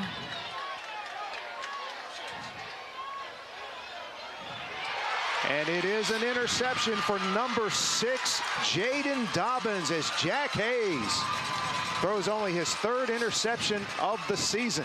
Well, this is a great play by Dobbins. Hayes does a great job of getting out of the grasp of the defensive end. It was a bootleg pass. And, of course, you try to hold the end. It doesn't do it. Watch Hayes. He's going to escape right here. Dips under, gets back outside. But watch the break on the football right here from his inside-out position. Just great awareness by Dobbins. And what a nice play. Tiptoes that sideline and makes that interception. So first turnover of the game for either team, and the Bulldogs will have it first down right at midfield. And here is the handoff to Taylor. And you feel like the Anniston defense is starting to get in a little bit of a rhythm now. Well, you know, and of course they ran that time behind McElderry, who, you know, is a very, very impressive offensive lineman. I saw him come off that time with a flat back, got movement right there. Running behind him is going to be very, very difficult for Piedmont to stop that. This is a very big and physical Anniston offensive line. Well, you know, he goes 346. Harris, who's their left guard, goes 320. I mean, that's 2 pretty good bookends right there. You could work with that, couldn't you? I would like to try. Second and short. Taylor gets in behind that big offensive line again. A helmet flies off. I think it's going to be an Amherst first down, as the official will spot this at about the 37.5, and that should be enough to move the chains. That'll be Taylor's helmet coming off, so he'll have to come off the field for one play. Yeah, and just an observation here. You know, Anniston keeps trying to bounce the ball outside. They've had much better luck when they've run the ball inside right at the Piedmont defense. Those blue shirts are quick. They get off blocks. When you run right at them, those big linemen can get bodies on bodies, and it's much tougher. Sandlin gets it out here to Cunningham. Boy, he is quick. After the catch, he gets upfield in a hurry as he gains about 4 yards on that play. Yeah, just a little swing pass to the outside. And just great movement inside by the Anniston offensive line, but the ball swung to the outside. And a good block by Javon Thomas out there as well. 2nd down and 6.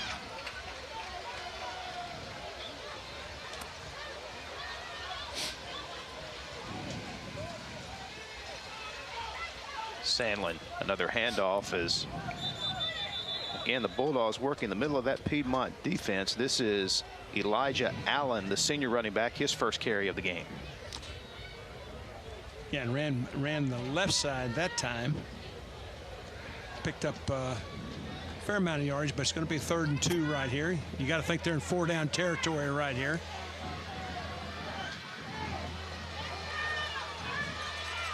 All right. They've moved. They've got 2 tackles to the left of the formation now. Taylor's back in there. He gets the call, and he gets the Amherst first down. Taylor stays on his feet down near the 21-yard line. And that time they took McElderry and they put him to the left. Watch him just to the left of your screen. They double to the outside, get good movement. Nice inside cut to avoid the flat defender right there by Taylor, and picks up the first down.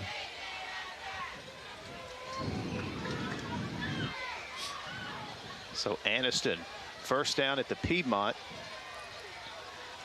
21 or 22. As we're under 3 minutes to play here in this first half. Bulldogs trying to take advantage of the Piedmont interception. Cunningham in some trouble. Look at the speed. I know that's still going to wind up being a 3-yard loss, Coach, but it could have been a 10-yard loss. Yeah, it could have been a lot more. They got unbalanced again.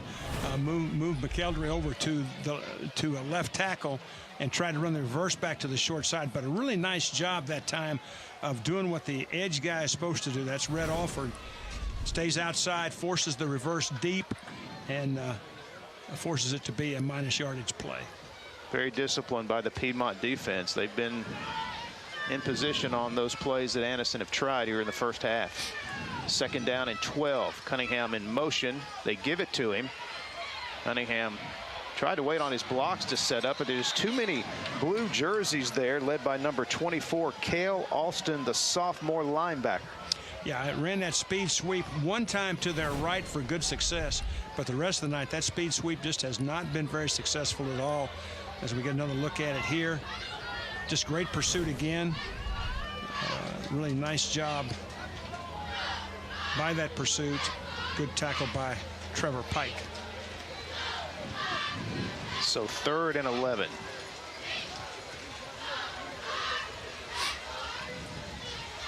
Sandlin takes the snap. With plenty of time, goes to the end zone. Cunningham's got it for the touchdown. Again, it was the protection was the key, and when Cam Sandlin has had time, he's been able to deliver. Here, the Harveys on Noble touchdown will give Anniston their first lead of the game. Yeah, this is a post route, and unlike the other times when they throw the ball over the middle, there's no safety help right here. I thought the ball was going to be overthrown, but really a beautifully thrown ball. You can see the safety squats in the middle on a little dig route over the middle, puts the corner one-on-one with the post, and just well executed. Great throw, nice catch, good route. And as you said, Anniston is in the lead, first time tonight. And they're going to go for 2 on the Sonny King extra point. Taylor takes the snap and will get in untouched. Well, he gets a hit shot, but not till he crosses the goal line. So the 2-point conversion is good, and the Anniston Bulldogs have taken their first lead of the game as they capitalize on the Jack Hayes interception. They convert on a 3rd and long, and they have a 14-7 lead. And here's another look at what got things going for the Anniston offense, is their defense coming up with a turnover. Yeah, it's really, again, a great job on the interception. Great awareness by Dobbins. Well thrown ball right there for the score on the post route, the inside route. And there's the 2-point conversion.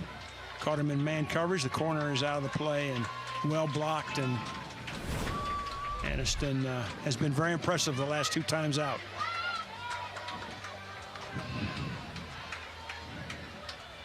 And Cam Sandlin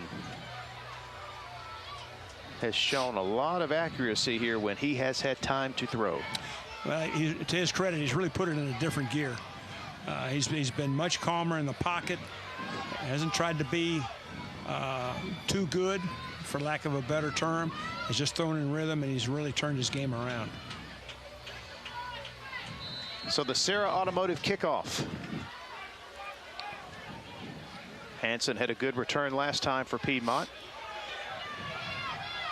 This one would be taken instead by Cody Holloway. And Holloway with a good return, able to turn the corner. And he's up near the 40-yard line. He's to the 38. As a flag flies, TJ Thomas on the tackle, the freshman. We got a lot of yellow on the field. I'm sure those will be blocking the back or holds or clips, something like that's just going to bring this ball back, I would think.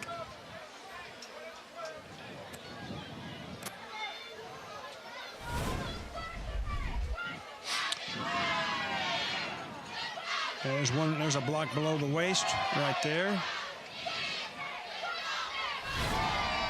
Pretty good collision on that sideline over there between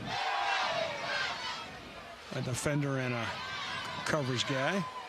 No. Waiting on Noel Stevens to give us the official word. Block below the waist during the return on the kicking team. 15-yard penalty. This is half the distance to the goal line. First down. So now I'm not sure how aggressive Piedmont will be now with this field position. Well, you know, you would think that they would see if they can't get a little drive going, get closer to that midfield area, and then try to maybe get a big one. Want to be careful here now.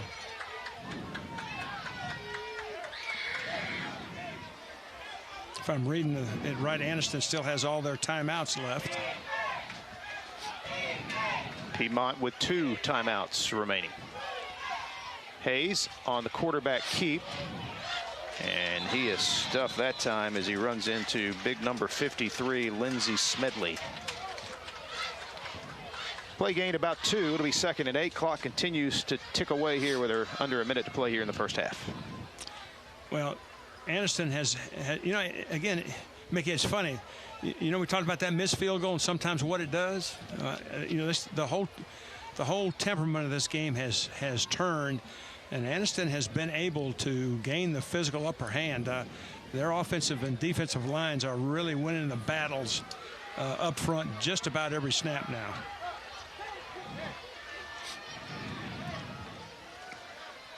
So 2nd down and 9. Here is Thornton on the handoff, and he is wrapped up and taken down at the 19-yard line by Anniston's Jaden Dobbins, and that will take us to the end of the first half. The Anniston fans who have made the short drive up to the northern end of Calhoun County tonight to cheer on their Bulldogs are letting the Bulldog players hear about it as they head to the locker room with the 14-7 lead. As Piedmont struck first in this one, then 2 unanswered touchdowns by Anniston through the air has given them the lead here at halftime.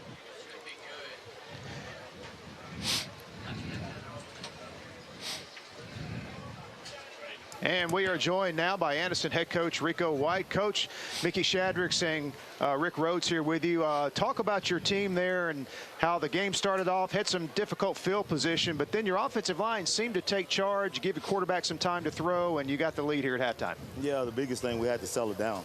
We shot ourselves in the foot with some penalties early and made a few mistakes, but finally a couple of drives, they settled down and we got things going. Coach, it looked like, you know, your offensive and defensive lines really kind of took control of the game and enabled your quarterback to settle down a little bit. Those big guys up front, looks like they kind of led the way. Yes, sir. That's what it's all about. We got big guys up front, but, hey, they got to keep playing. We got a whole second half. I expect them to do a job, and right now they're doing okay, but we got to pick it up. Coach, thanks a lot for speaking with us here at halftime. Thank you so much. All right, Anniston head coach Rico White, whose team takes a 14-7 lead into the locker room here at halftime. You're watching the AHSAA Game of the Week presented by Am First from the Field of Champions in Piedmont.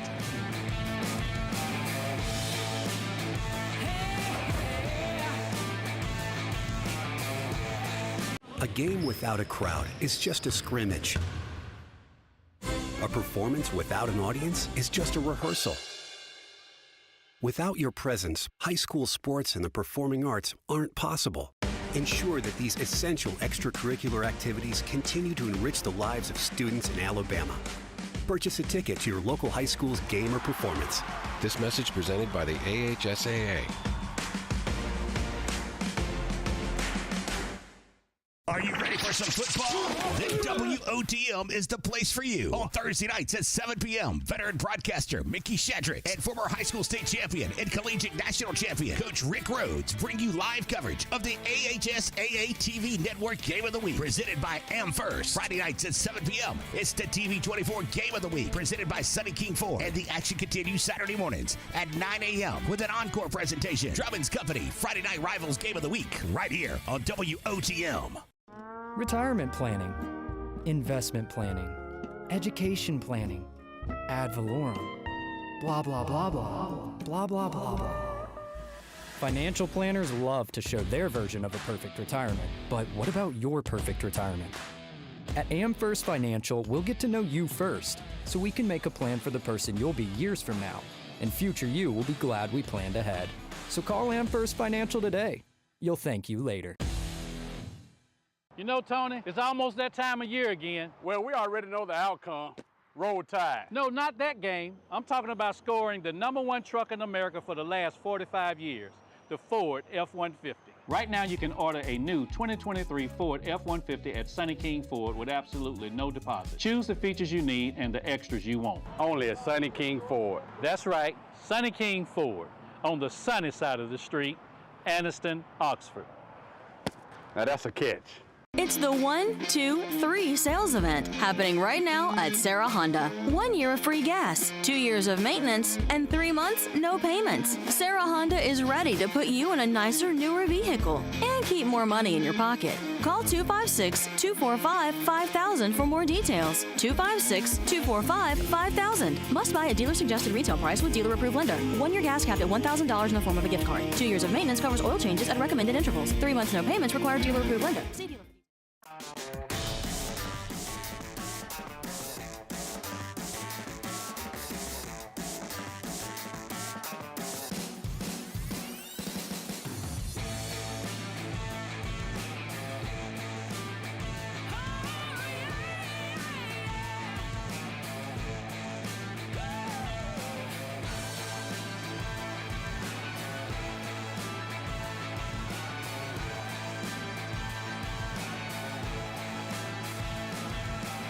And we're back at the Field of Champions in Piedmont.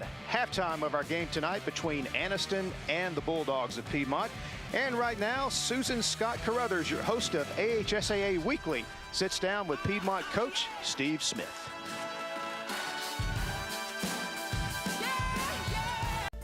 Welcome back to AHSAA Weekly. We are so pleased now to be joined by Piedmont High School head football coach Steve Smith. Welcome, Coach Smith.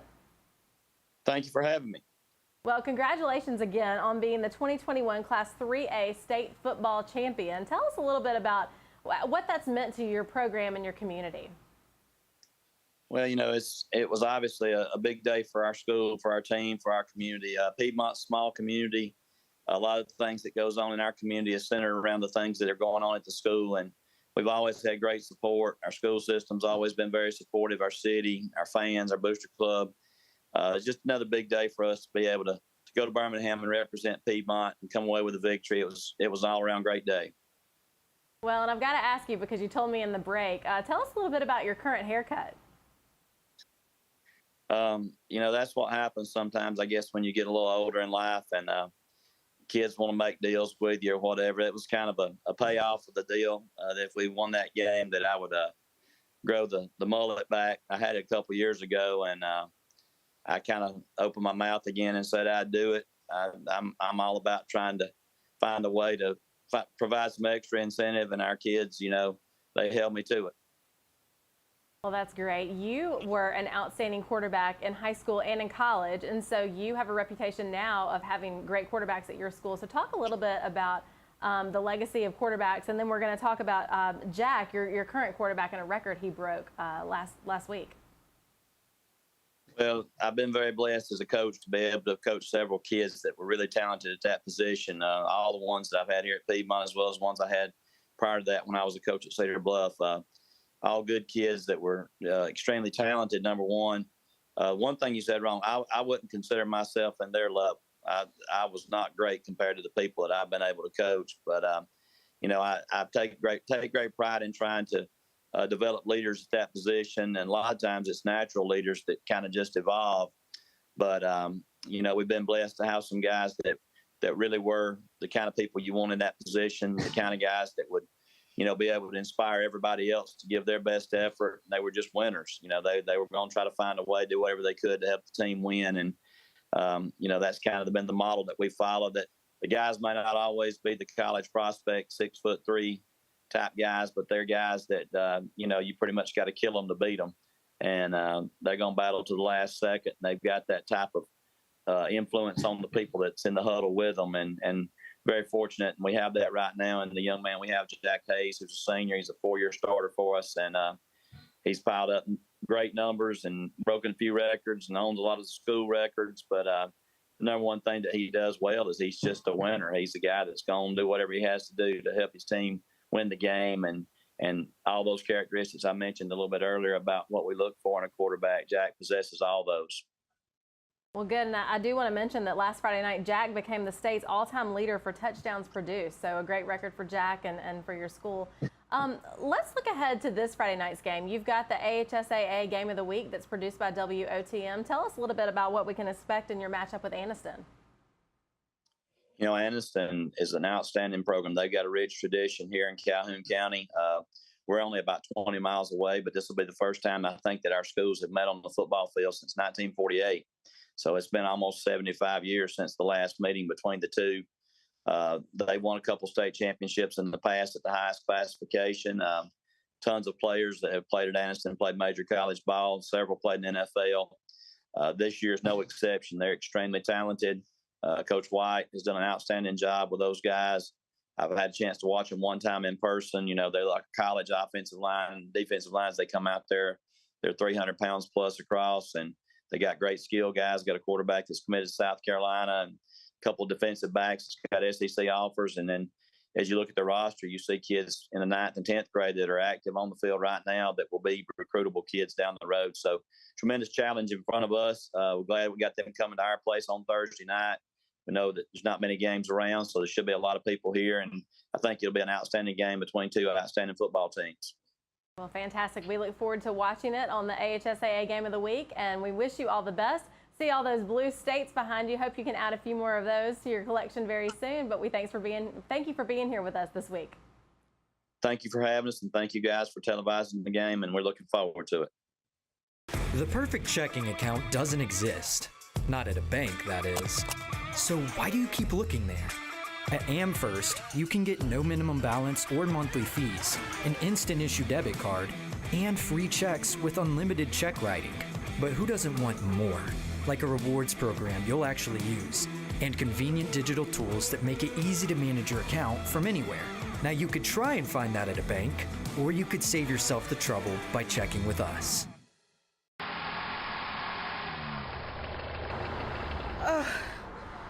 I need the King boys.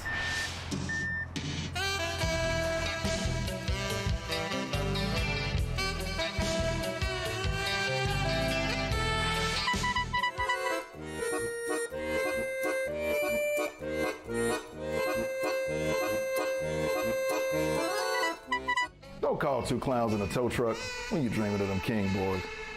Serving East Alabama for over 20 years, Samco is your local convenient, clean, and friendly gas station. Fill up your tank with gas, diesel, or your favorite snacks and drinks.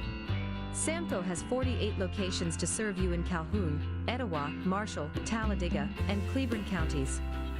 Samco is a proud community leader in giving back to help support local schools in East Alabama. For your convenient, clean, and friendly gas station needs, it's Samco. Sylacauga's best kept secret? No more. Harvey's on Noble is the place to go for the area's best food and drinks. Whether you're in the mood for steak, burgers, salad, seafood, or dessert, Harvey's own Noble will not disappoint, and the atmosphere is perfect for catching the big game or just relaxing after work. Harvey's is open for dinner Wednesday through Saturdays, so round up the family and we'll see you at Harvey's on Noble, downtown Sylacauga.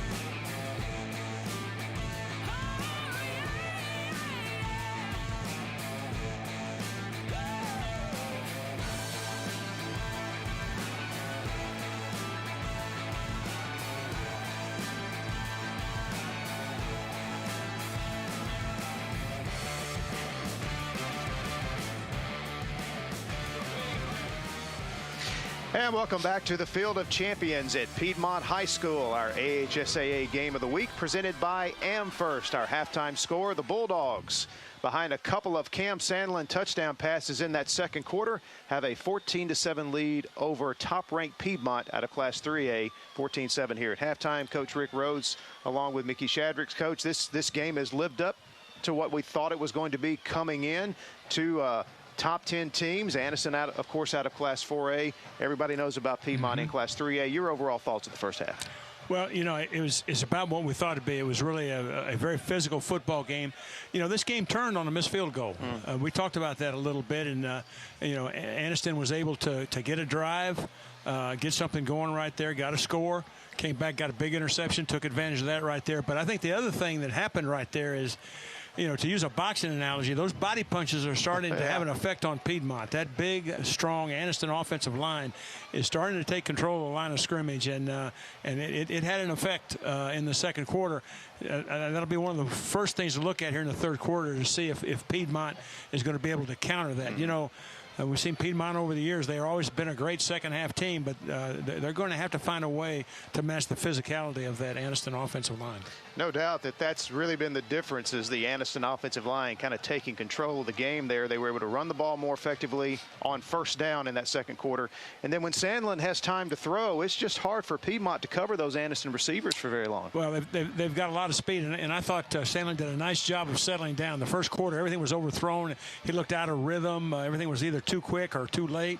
But he seemed to really calm down in the second quarter, threw with a lot of rhythm, threw some nice balls, and of course, his scrambling ability, I think, is going to be a factor as this game wears on. As we mentioned, these two teams playing here tonight are ranked in the top 10 in their respective classifications. So while we've got some time here at halftime, let's take a look at the Sports Writers rankings. We'll begin with Class 1A. Coach? Well, there's some traditional powers there. Of course, Elba, who is a relative newcomer to 1A, sits atop of that with a perfect 4-0. Leroy and Linden, of course, Brantley and Sweetwater have been top 10 programs for about as long as we've had football in Alabama. Again, that 1A race is always very interesting. They play for their communities, and it'll be very interesting to see how this thing shakes down. And moving along to Class 2A, 5. Of course, they're a factor every year. You know, we mentioned earlier in our telecast that Piedmont has won the second most games in the state of Alabama over the last decade. Well, guess who's first? Let me guess 5. You got it. Well, of course, they are the perennial power that you talked about. Highland Home, the Flying Squadron up there. That's a proud tradition, but it's been a while since they've been that high. And as you go right down through it, you see some traditional names, but really a fair amount of newer comers to that top 10 ranking. And Class 3A, of course, you know, you start with Piedmont, the Bulldogs. They've only lost one game. They were open in week 0, then lost to Cherokee County in their first game of the year. And then they've reeled off 3 straight wins. So they're at the top of the heap. But then there's obviously a lot of good 3A teams in there as well. Yeah, it'll be interesting to see that if Piedmont does not come back and win this game, that'll put them at 3-2. You would think that there's probably going to be a new #1 team in Class 3A if that should happen, and I'm not saying it is now.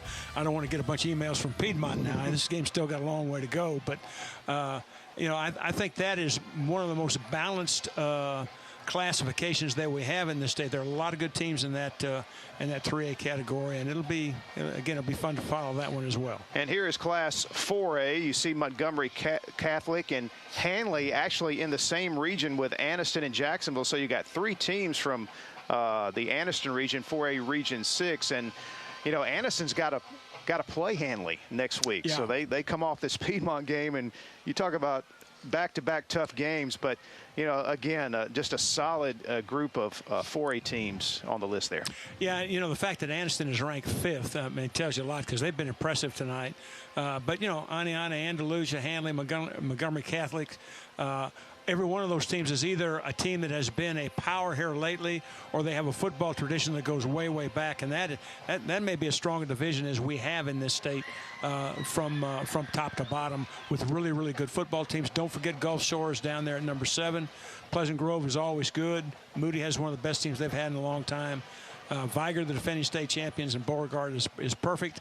I know I'm leaving somebody out, but that is a very, very strong classification.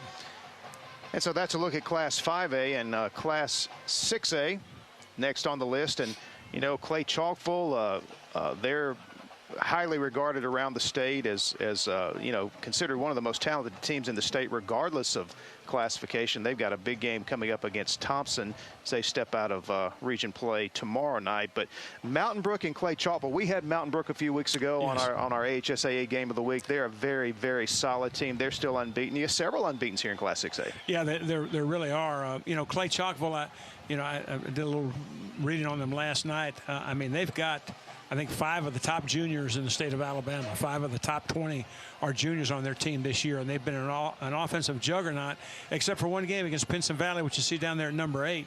That was a 14-12 ball game, and of course we're going to know a lot more about Clay Chalkville after tomorrow night when they play Thompson. Mountain Brook, Mountain Brook is kind of a larger version of Piedmont. They're really very similar in the way they play. Very, very sound, very, very tactical. They're going to be in the hunt all the way. Saraland has emerged as a power and on the coast. Hillcrest Tuscaloosa, I think, has one of their best teams they've had in a while. Theodore is good. Hartselle is always up in there. Gardendale came very close last year, and I think they'll be a factor again this year. Muscle Shoals, a 6A power, and Homewood, probably the best team they've had in a while. So that's an interesting division as well. And Hartselle has to come to Calhoun County next week and take on the Oxford Yellow Jackets. In the state's highest classification, Class 7A, we had a look at Auburn recently. They're a very solid team and undefeated at 5-0. Fairhope, Central Phoenix City, very good. And, of course, Hoover, Thompson, Opelika. Opelika lost last week, which is kind of a surprise. But again, this is a who's who of who's anything in 7A football. Yeah, it really is. And, of course, there's a lot of really good teams there. But, when you shake it all down, in this state, someone's got to beat Thompson, to win the state championship. They're still the team to beat. They've got lots of firepower. And even though they're ranked 5th right now, I think they're still the team to beat. And, of course, we're going to learn a lot more about both those teams tomorrow night. The My 68 Friday Night Rivals game coming up tomorrow night, 7 o'clock kickoff. Clay Chalkville at Thompson should be a good one. We should have a good second half coming up. It's a 14-7 lead for Anniston here in Piedmont. We'll be back to the Field of Champions in a moment. Retirement planning, investment planning, education planning, ad valorem, blah, blah, blah, blah, blah, blah, blah, blah. Financial planners love to show their version of a perfect retirement, but what about your perfect retirement? At AmFirst Financial, we'll get to know you first, so we can make a plan for the person you'll be years from now, and future you will be glad we planned ahead. So call AmFirst Financial today. You'll thank you later. A game without a crowd is just a scrimmage. A performance without an audience is just a rehearsal. Without your presence, high school sports and the performing arts aren't possible. Ensure that these essential extracurricular activities continue to enrich the lives of students in Alabama. Purchase a ticket to your local high school's game or performance. This message presented by the AHSAA. It's the 1, 2, 3 sales event happening right now at AHSAA Honda. 1 year of free gas, 2 years of maintenance, and 3 months no payments. AHSAA Honda is ready to put you in a nicer, newer vehicle and keep more money in your pocket. Call 256-245-5000 for more details. 256-245-5000. Must buy at dealer suggested retail price with dealer approved lender. 1 year gas capped at $1,000 in the form of a gift card. 2 years of maintenance covers oil changes at recommended intervals. 3 months no payments require dealer approved lender. See dealer. Are you an enthusiastic sports fan? Want to have fun and get in on the action? Heck, yes. That'd be awesome. Have great attention to detail? Want to stay active? Definitely. Want to give back to the student athletes in your community? Obviously, yes. Then you'd make an excellent high school sports official. We need more officials in Alabama, because with no high school officials, there are no high school sports. Sign up today at highschoolofficials.com.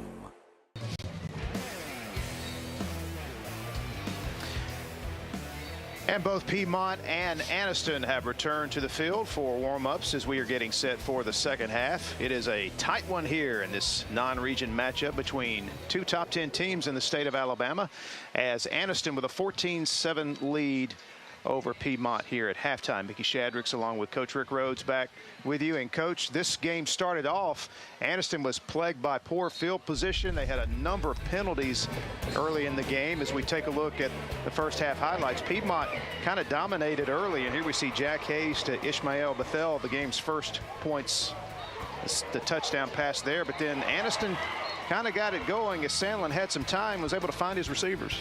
Yeah, and really it was kind of a back and forth right here, and then this is going to be the throw that is going to give Anniston the lead right here. A little shallow crossing route late, and Anniston received momentum. Really a nice play right here. I think it's Dobbins that had the interception. Only turnover in the first half, and it resulted in this touchdown pass from Sandlin to Cunningham, and that the 2-point conversion, and that's where we stand here at halftime, 14-7, and clearly no doubt about it, Coach, that Anniston taking momentum into the locker room there at halftime. Yeah, they really did. They came back with that shallow crossing route that tied the game. Excuse me, I got ahead of myself. And then on the long post route, great protection up front to get the lead. And you kind of saw them settle down and assert themselves. It's amazing what a missed field goal does. I don't know, there's something about the psyche of it. But again, as we said, that offensive line asserting themselves is a really, really big story as we go to the second half. Missed field goal and the interception. Yes. And Anniston took advantage, and that really changed the whole momentum, the whole tone of the first half. Yeah, it really did. I mean, a lot of penalties in the first quarter, but that turnover was huge, as was the missed field goal. And you got to give Anniston credit; they took advantage of both those. So once again, 14-7 our halftime score. The Anniston Bulldogs with the lead here at halftime, and we mentioned the offensive line for Anniston kind of getting control of the game in that second quarter. First down was a big key for Anniston in that second quarter because they were able to get good production with their running game on first down, and it made it a lot easier when you're in second and short. Well, there's no question about that. And the other thing that they did is I think they started running the ball a little bit more between the tackles, a little bit more straight ahead to try to negate some of that sideline to sideline pursuit that Piedmont is so good at. And of course, that offensive line has a huge size advantage on the Piedmont front, and they're able to kind of get them in their gun sights and just run right at them. And I think that's probably the best way for Anniston to go to move that football, because it does negate that quickness and speed and pursuit ability of Piedmont. We knew Anniston would have the size advantage with their offensive line. Schematically, here in the second half, do you expect anything different from the Piedmont defense? You know, I wouldn't be surprised if the Piedmont defense doesn't move a little bit more, maybe try to slant their front somewhat. But the big thing is I think going to be on the offensive side of the ball. Are they going to be able to generate drives and keep that football and keep that defense off the field? Well, Coach Steve Smith pacing the sidelines. This team trails by 7, and they will get the football to begin the third quarter. Anniston won the toss and elected to receive, so Piedmont will get first crack at it here in the second half. I'd like to know who that is Coach Smith is talking with. If I had to guess, it looks like a team doctor to me. I could be totally wrong, but I hope it's not. I hope it's not somebody that's hurt and out for the game. I could be completely wrong. Could be somebody that's talking about something completely different.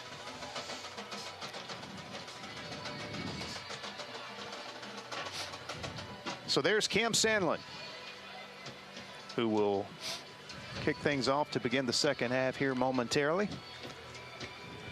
You know, we always talk about this, but I mean, these first 5 minutes are really, really crucial now for this second half. I think if somebody can come and snatch control of this game in these first 5 minutes, they're going to be tough to catch.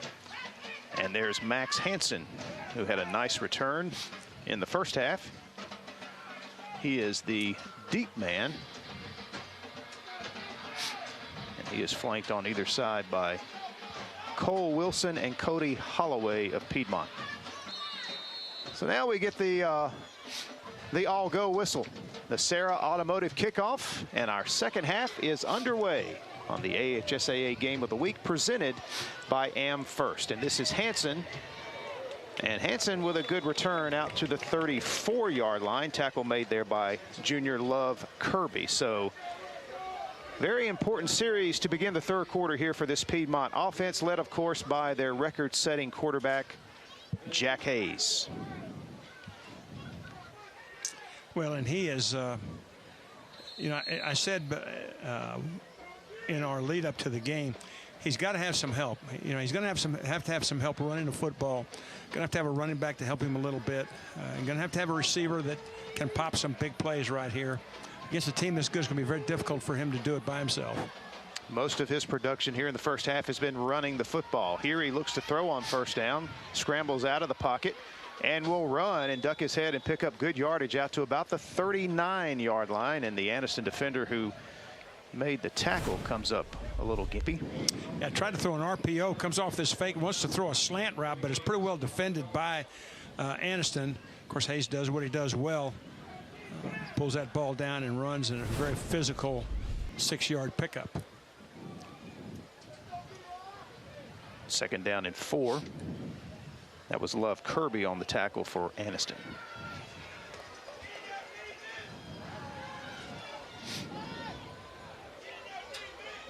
Second down and 4. Hayes on the quarterback keep, breaks free, and Hayes has the football stripped loose, and it's picked up by Cunningham. And Cunningham will be taken down at the 48-yard line by Piedmont's Gatlin Gardner. But the second takeaway in this game for this Anniston Bulldog defense. Well, Mickey, you called it exactly right. That ball was just stripped, just ripped out. Really a nice run by Hayes. He kind of slides through that gap. Looked like he was going to stop for about a 2-yard gain. He's going to make a jump cut to his left. Watch him escape right there. But a really nice job of ripping that ball out by number 6 right there, Jaden Dobbins, and then he picks the ball up and returns it. And we get our first sideline warning against the Piedmont sideline. So both sidelines have been warned. 1st and 10. Here's Taylor. And Taylor has about 4, maybe 5 to about the 43, just inside the 43. An off-tackle power play. Again, running right at the Piedmont defense. That's been their most successful running play tonight. Second down and 5. It's Taylor again, right up the middle. Taylor is going to take it the distance for the touchdown. The Harvey's on Noble touchdown, and Anniston takes advantage of another takeaway, and they're on the scoreboard again. Well, you notice that ball was behind the right side of the Anniston offensive line, run right behind Requez McKeldry. And this is going to be a great block, not only by him, but also by the tight end of that side. Actually, that's Stefan Traylor, the left tackle, who is unbalanced to that side.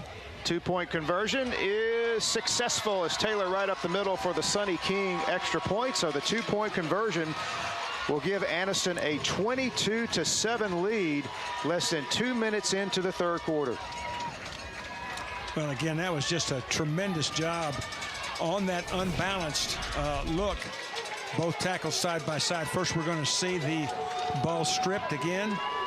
You see him coming right there. Watch the ball being ripped out right there and then picked up. And it doesn't take long after this for Anniston to take charge.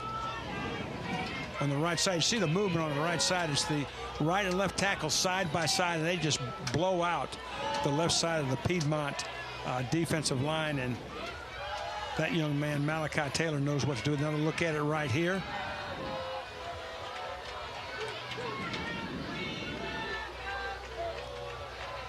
And then Taylor will be the recipient here of the handoff for the two-point conversion. And again, don't want to sound like a broken record, but running right at the Piedmont defense. So Cam Sandlin to kick off our Sarah Automotive kickoff, as the Bulldogs now enjoying a 2-possession lead. Here is Hansen from inside his 10. And Hansen stopped in his tracks at the 30-yard line.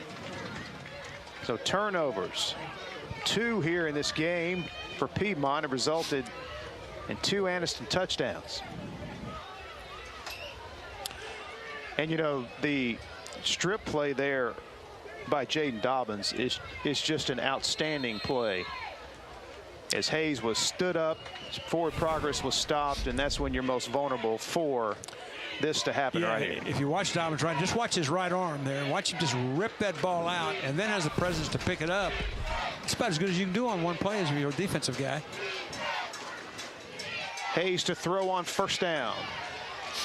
Got his receiver out at the 47-yard line. Nice throw and catch as he connects with Gatlin Gardner. That is Gardner's first catch of the game. The Piedmont starting tight end. It's an Amherst first down. That's a really nice corner route. Ball's thrown in the air before the break is ever made. Just really impossible to defend. Very well executed, and that's exactly what Piedmont needed, was a big play to try to get this momentum back and close this score. Tell you, if you follow this Piedmont football team, they have been down before. Absolutely. In some much bigger stages than this. They absolutely have, and I've seen them do some miraculous stuff, but they're up against it right now. And Thornton is wrapped up by Roscoe Malloy, the big inside linebacker. Made a couple of those type plays tonight. Yeah, well, they weren't able to get a hat on Roscoe. He's going to split that gap right between the center and the guard. You're going to see him come right through that A gap. And that was all she wrote.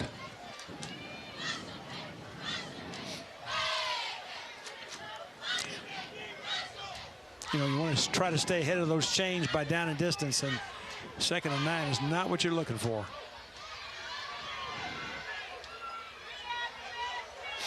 Hayes, the underneath route. Thornton can't handle it at the 48. That's going to make it 3rd and 9. And I really thought Thornton had some room to run. If he could have gotten his hands on that, I think maybe might have tried to run with it a little bit too soon. Had a couple guys down the middle of the field that looked open as well. May come back to that play. Boy, it's a big 3rd down right here. They almost have to convert this. They don't want to give the ball back to Anniston with a 3 and out the way this half has started.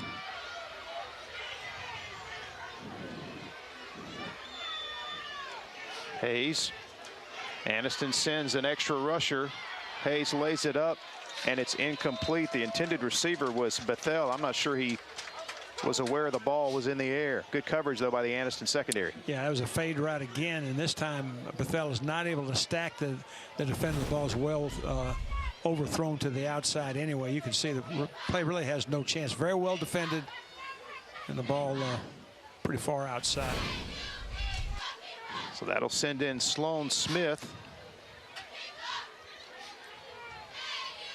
for the first punt of the game for Piedmont. And a low line drive kick that will be fielded inside the 10-yard line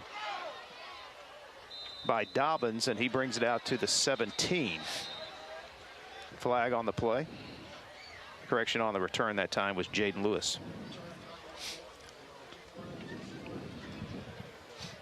And if this is a hold, that will back Anniston way up. Put him inside the 5-yard line.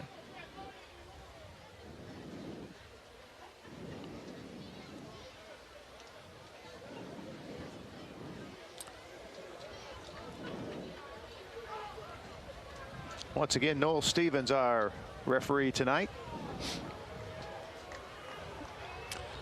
Looks like it's a hold and a block in the back. It's going to move it inside the 4. During the return, holding, that penalty is declined. Also did a return, blocked in the back. That penalty is half a distance to the goal line. First down.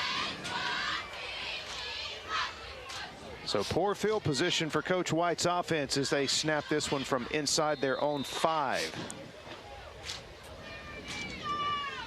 Here's Malachi Taylor back in there at running back. Sandlin, the quarterback, takes the snap, hands it off to Taylor, and this play well defended by the Bulldog defense. Yeah, the edge player to that side came on a stunt right off the corner, unblocked. Hit that in the backfield, never really had a chance to get started. If you look at the right side of your screen, you're going to see untouched was Red Alford. 6 foot, 205-pound outside linebacker. Nice play by that young man. Second down and 9 for Anniston.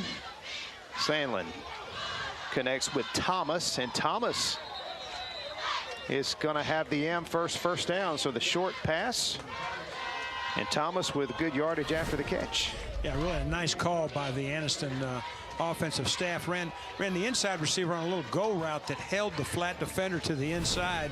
Corner on the outside had plenty of cushion. Just ran a little stop right at about 8 yards. It was easy pickings. Very well delivered by Sandlin, and a big first down. So the Bulldogs out to the 20-yard line after starting this drive from inside their own 5. Play clock under 5. Bulldogs going to have to hurry. They're not going to be able to get it off. They're going to have to take a timeout. It's an interesting formation, which we've seen several times tonight, but now they had both those offensive tackles on the left side to the wide side of the field that time. Timeout. First time out of the half taken by Anniston. Gives us an opportunity to remind you that Big Time Entertainment is Alabama's newest and largest family entertainment center located off I-20 in Oxford. You can take advantage of the indoor go-kart arena. Also 18 lanes of bowling, over 85 arcade games, virtual reality games, an elevated ninja challenge course, and much, much more. Also, Big Time Entertainment is open late on Friday nights after the game. You can take advantage of the $10 unlimited arcade card. Big Time Entertainment. We will have our Big Time player of the game coming up before we sign off the air tonight, and that young man is clearly a candidate at this point in the game. I would say so for sure.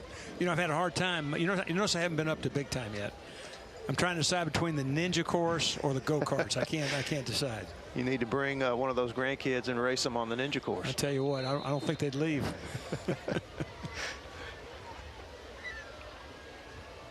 So out of the timeout, the Bulldogs 1st and 10. Double pass. And here it is. The receiver is wide open. Thomas cannot make the catch. So Anniston had everything they wanted. They just couldn't execute the pass. Well, to quote the late great Homer Smith, the corner on that side bit like a hungry bass. Saw the flat pass to the outside, and he came up. I mean, could not have been drawn up any quicker. Ball just not thrown, obviously, where it was catchable. But that would have been another score for Anniston because there was nobody back there in a blue shirt. That's one of those, if you're Anniston, you're like, so frustrating. You pull it out, it works to perfection, and you can't execute it. So here is Sandlin on the keep, a design keeper, and he only picks up a couple of yards up the middle before he runs head on into Rhett Alford again, and that's going to set up 3rd and long. And Alford came up a little bit, excuse me, that's Chance Murphy that came up a little bit Murphy. Excuse me, a little bit gimpy, not a little bit Murphy. Yeah, got the numbers mixed up. It is number 32. Yeah. So 3rd down for the Bulldogs. They need 7 yards.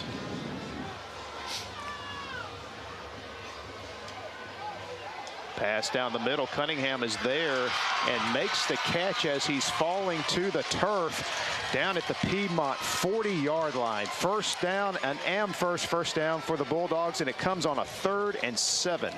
Well, that's a great catch by that young man because he's going to lose his feet right here, and he's going to catch that ball going down. Now, they run a scissors route. Inside receiver goes out. The outside receiver goes in. The safety is kind of caught in between. He breaks on the outside route. There's nobody in the middle of the field. If that had been caught in stride, why, it would have gone all the way. And Cunningham makes up for the poor throw he had a moment ago with the great catch there. First down by Taylor, and he only picks up about a yard inside the 40. I tell you, that scissors route is one of the toughest plays in football to defend. It puts so much pressure on that safety back there. You got to honor the outside route, but you got one coming right into the area that's been voided, and it's very, very difficult. You know, this young man, Cam Sandlin, you know, even when things weren't going their way offensively in the first quarter, it doesn't seem to get rattled. The young man seems to play with good poise. No, he just kept playing, and you know, he found his rhythm and just got right back to it. Play clock down again, and Anniston's going to have to burn their second timeout because of to avoid a delay of game call, and you can see Coach Rico White extremely unhappy about it. So they're down to one timeout now. And that clipboard in his left arm is very fortunate to still be alive. That thing was headed to the ground. So we will see Anniston just unorganized there, and you can see Coach White. Yeah. That is twice on this drive they've had to burn timeouts to avoid a delay of game. And that will get the response that you got right there from a coach, because those things are precious.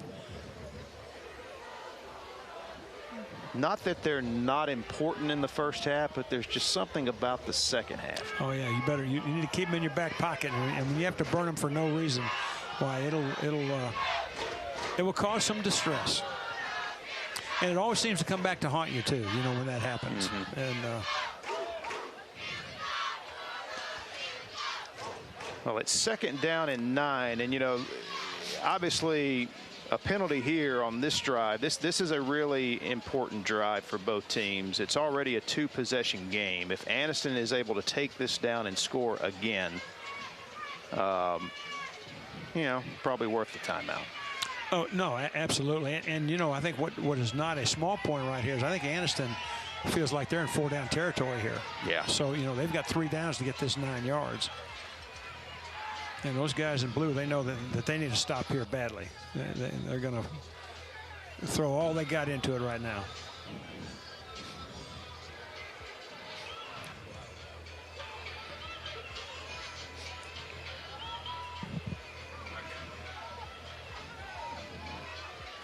So second down and 9 as we resume play out of the timeout. You know, a score here would make Coach White feel a lot better about burning that timeout, obviously. So, oh, there's no question about that now. Probably would save that clipboard too. Sandlin now. White lines up as a receiver, and Jalen Cunningham in there to take the snap at quarterback. Flips it to Thomas, back to Sandlin. And Sandlin's got a receiver open. Lunsford makes the catch at the 21-yard line. Okay, this is the Wildcat unbalanced double reverse pass. Ran a corner route with the wide receiver to the left of the screen across the field. The inside receiver is going to drag it about 30 yards right across the field. Very difficult to defend that no man's land right there. Really well executed, and the Bulldogs are digging deep in the playbook tonight, folks. And Taylor is cut down behind the line of scrimmage. Good play by Cale Austin. He was the first Piedmont player to make contact with Taylor. And that has been a consistency tonight. The Anniston Bulldogs have had very little success trying to bounce those plays outside. They've been much better throwing the ball or running straight at the Piedmont defense. Play loss 2, second down and 12.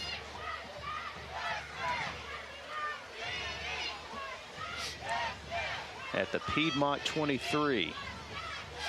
Sandlin fakes to Taylor, got a receiver wide open and missed him. That would have been a touchdown as tight end O'Marion Jones. That's the first time he's been targeted tonight, and he was wide open. Yeah, you know, they came off the play, fake a little corner route, but now this is all mechanics right here.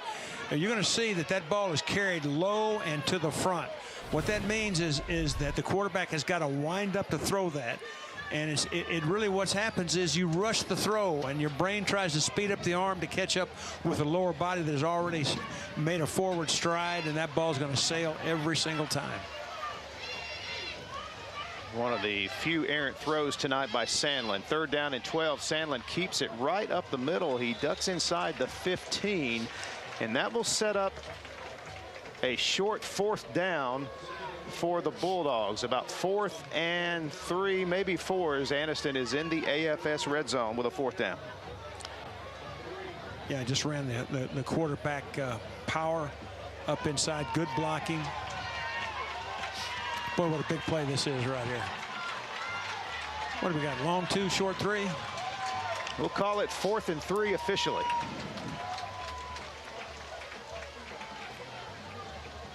Sandlin, same play, he'll keep it.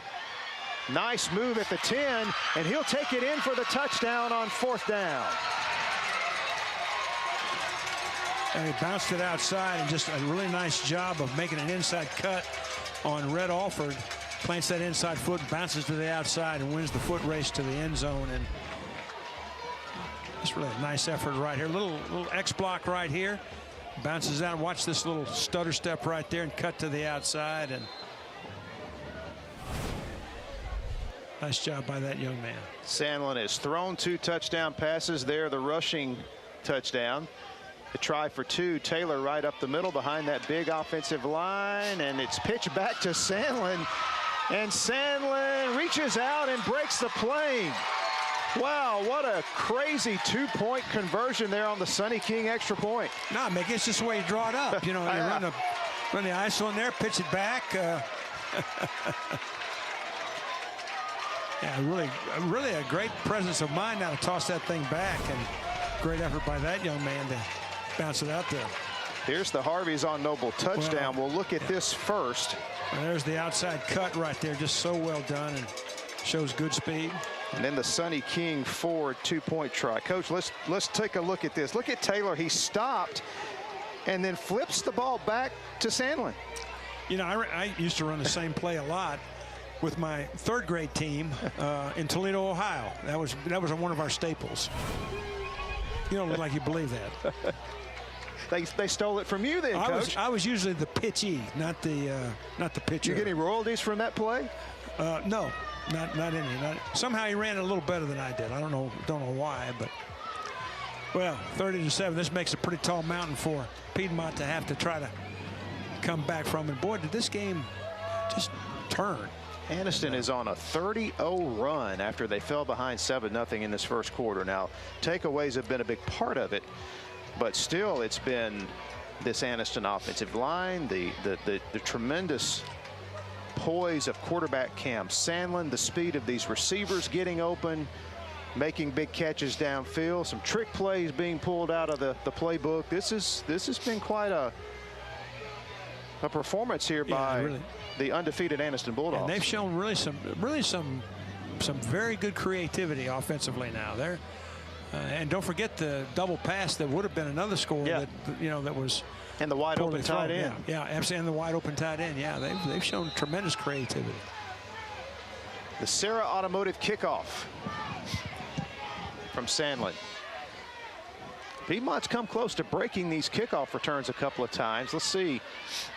They get another good return here. This one from number 45, Raleigh Pinto, just a freshman.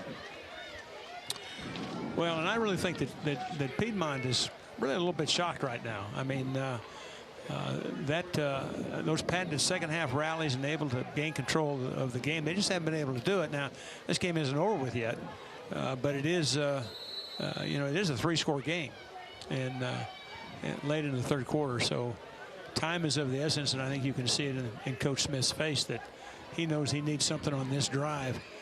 Be great from a Piedmont perspective if they can get this down to a 2-score game going into the 4th quarter. So the Bulldogs 1st and 10 at their 34. Jack Hayes gets it out of his hands quickly. It is complete over on the far side to Thomas Probst as he's taken out of bounds at the 40. Yeah, just a little speed out right there with a slant from the outside coming in. Quick throw that got the ball out in a hurry. 6-yard gain, 2nd down and 4. Again, we've seen this Piedmont football team make some big comebacks, but I tell you, this is a big hill to climb. Well, you know, you got to do one play at a time, and again, try to get this thing back to a 2-score game. Delayed give here to Thornton, and Thornton is going to scamper forward out to the 48. That'll be an first down. Yeah, good tough running that time by Thornton. Had 156 yards on the year coming in. Good tough run that time.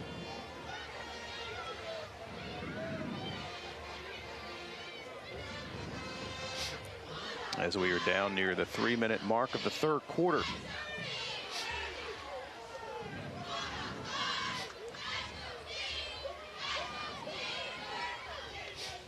Hayes fakes to Thornton, goes deep down the sideline. Hanson, the intended receiver, but it's incomplete down at the 20. Yeah, had a little choice route by the inside receiver, put the outside receiver one-on-one with the corner. Had 3 steps on him, but the ball overthrown, and don't see Hayes miss many of those, but that one was overthrown, and you know, Piedmont's a little bit out of rhythm right now.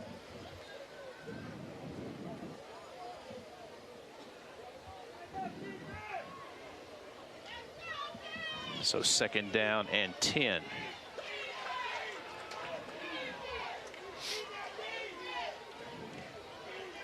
Anniston brings some extra rushers. The pass is away to Probst. It's caught.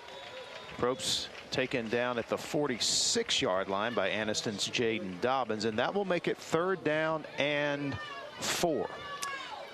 Yeah, you almost think that right here that Piedmont is going to think 4 downs to get a first down. They want to keep the ball. They know that they've got to try to get this to a 2-score game going into the 4th quarter.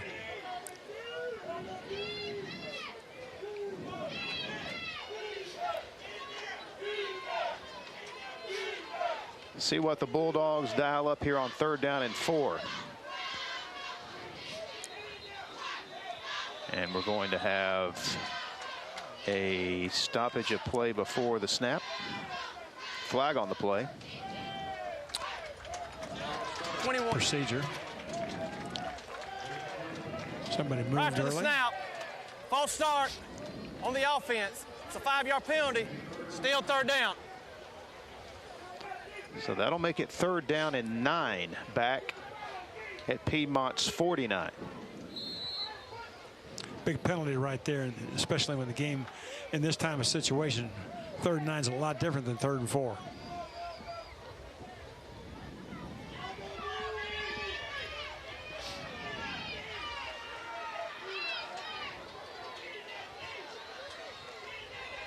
Hayes feeling the pressure, gets the pass away, and it is caught but out of bounds by the Anniston defender.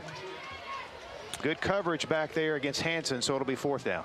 Yeah, I tried to throw the ball in that seam between the corner and the safety to that side. Just very well defended by Anniston, nowhere to go with it, and it looks like that Piedmont's going to punt.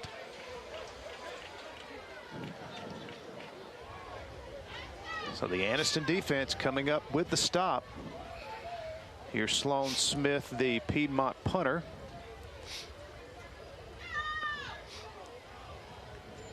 Hits this one and is caught at the 10, and incredible job on the return here by Jalen Cunningham. He should have been tackled inside the 10. Instead gets it out to the 20. He gives the Bulldogs a little field position.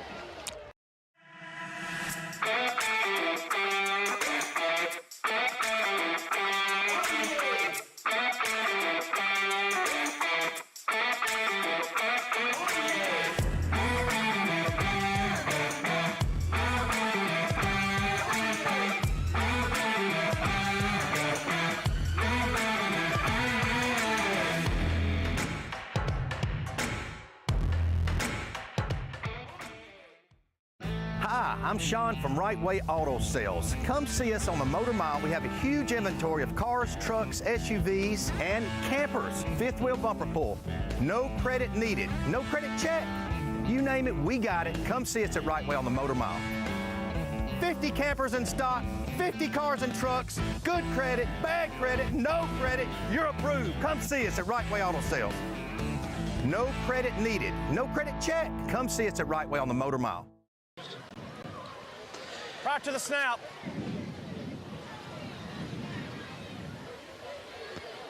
False start penalty against the Anniston Bulldogs before the first down snap, so that'll make it 1st and 15 as we have a minute 41 to play here in the third.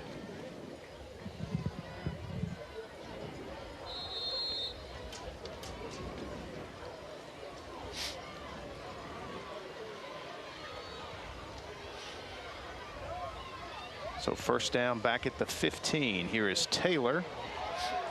Nice shiftiness with his feet as Taylor falls down at the 20. They'll spot him down at the 24. So that's a gain of 9. He gets the 5 yards back plus 4. So it'll be 2nd down and 6. Yeah, great vision and escapability. Look right here. It looks like a water bug right there. The way he scoots right there. Nice little spin move. Keeps those feet moving. Always running behind his pads like good backs do.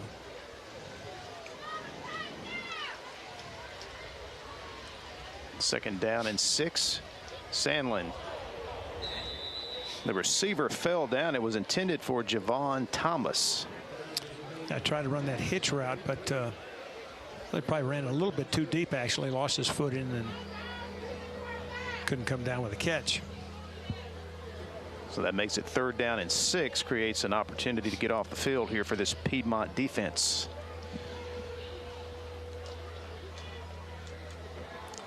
Well, they've had good luck with these intermediate range crossing routes.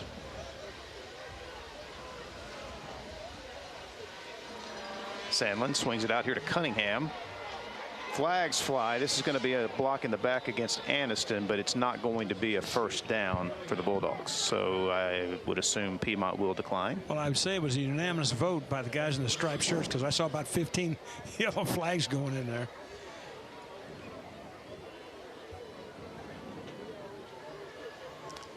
And that's a stop this Piedmont defense basically had to have. Yeah, they really needed it for sure.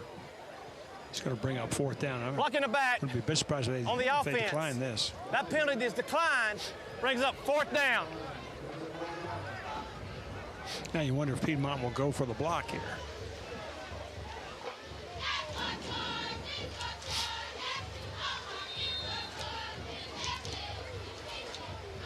So Sandlin on to punt. Looks like they're just going to play defense right here. Nobody back for Piedmont to receive the punt. And it's not a very good one. And Piedmont is going to have the football on the plus side of the 50 to begin this drive with 43 seconds to play here in the 3rd quarter. It kind of looked like he hit that one with a lob wedge right there. It was high and short. He had that really booming kick in the 1st quarter. And since then, he's been a little bit sporadic. Yes. Did you like the way I threw that golf trim there, lob wedge? Yeah, absolutely. Believe me, I've never had a wedge that ever lobbed anything.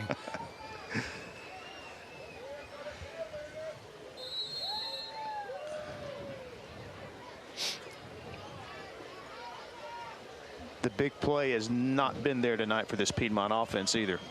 You know, they had that really nice fade route for their first score, and outside of that, that's been about it.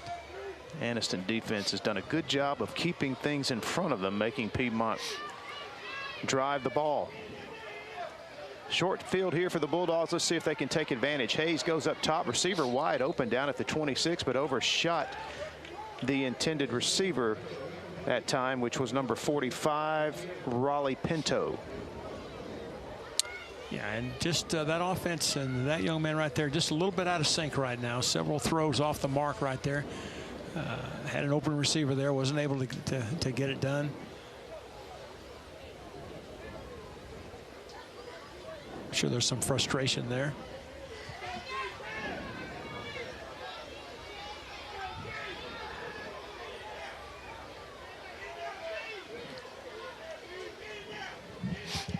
Hayes is going to be sacked back at the 48-yard line. First Bulldog to get there was senior defensive tackle K.J. Cole. Yeah, just good pressure on the outside. When Hayes tried to step up, a nice job of retracing by the defensive front. And it just kind of made a Hayes sandwich right there. The two Anniston defenders did, just overpowered the Piedmont offensive line. And that's going to be the final play of the third quarter. The Anniston Bulldogs, 5-0 on the season, coming into the Field of Champions tonight. They're 1 quarter away from staying unbeaten. They lead Piedmont 30-7 here on the AHSAA Game of the Week, presented by AmFirst. The perfect checking account doesn't exist. Not at a bank, that is. So why do you keep looking there? At AmFirst, you can get no minimum balance or monthly fees, an instant issue debit card, and free checks with unlimited check writing. But who doesn't want more? Like a rewards program you'll actually use, and convenient digital tools that make it easy to manage your account from anywhere. Now you could try and find that at a bank, or you could save yourself the trouble by checking with us. Uncle Marcus, will you tell us the story about King Boys again? Sure. Well, it all started back in 2008. 2008? We didn't have all the fancy toy equipment we do now, but we did have a service and a desire to help our customers. You see, kids, you must train your mind and your body to be able to help the people you call customer. When they call on us, it's showtime. Understand me. King Boys' mission is to help when people are in need. So what's our motto, children? King Boys forever! It's the 1-2-3 sales event happening right now at Tony Sarah Ford. 1 year of free gas, 2 years of maintenance, and 3 months of no payments. Tony Sarah Ford is ready to put you in a nicer, newer vehicle and keep more money in your pocket. Call 256-245-5000 for more details. Must buy a dealer suggested retail price with dealer approved lender. 1 year gas capped at $1,000 in form of a gift card. 2 years of maintenance, covered oil changes at recommended intervals. 3 months no payments require dealer approved lender. See dealer for details. And coming up next week on Thursday Night Lights, we will head south for the matchup between St. Michael's and Orange Beach on our AHSAA Game of the Week next Thursday night, 7 o'clock kickoff. Hope you'll join us again next Thursday night. 2 up-and-coming programs. Of course, St. Michael coached by some guy that used to play in the NFL. Mr. Rivers? Yes. He's done a great job down there, and Orange Beach has got a new superintendent, a new head coach, both very familiar to winning ways in Alabama. It should be a good one. 3rd down and long for Piedmont as we begin the 4th quarter. Jack Hayes with the fake. Over the middle he goes. He's got his receiver, and he's going to have a first down. It's Pinto. Takes it inside the Anniston 30. Boy, did Piedmont need that first down. They're going to clear out from the left of your screen, and watch, they're going to bring a receiver all the way across, right there in the middle of the formation. Linebackers bid on the underneath fake, and they cleared out those deep defenders. A really well-designed play and a very a strong throw that time by Jack Hayes. So the Bulldogs convert on 3rd and 17. Got it first down inside the Anniston 30. Hayes, quick pass out here to Probst, who lost his footing at the 28-yard line. Yeah, well, wasn't going to be anywhere to go with that as the block was missed on the edge right there. And again, Coach, if you recognize the last name there of Probst, that is the son of legendary Hoover coach and, of course, Rush Probst, who been a legend in high school football and many different locations, and he is in attendance tonight. Yes, we both got the chance to talk to him before the game. Yeah, Rush is on the way back to being in great health, and we certainly wish him well. And pocket collapses on Jack Hayes once again, so he's taken down at the 29-yard line. And I know Rush is proud of his sons. He's got 2 in the program here, and his older boys played certainly well tonight. Come up with some big catches. Wearing his Piedmont golf shirt tonight, cheering on the kids.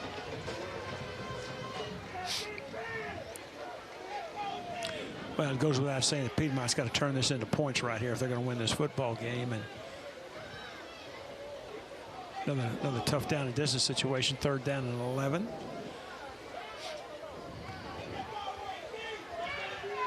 And they hustle up to the line with 5 seconds to go on the play clock. Hayes with the fake.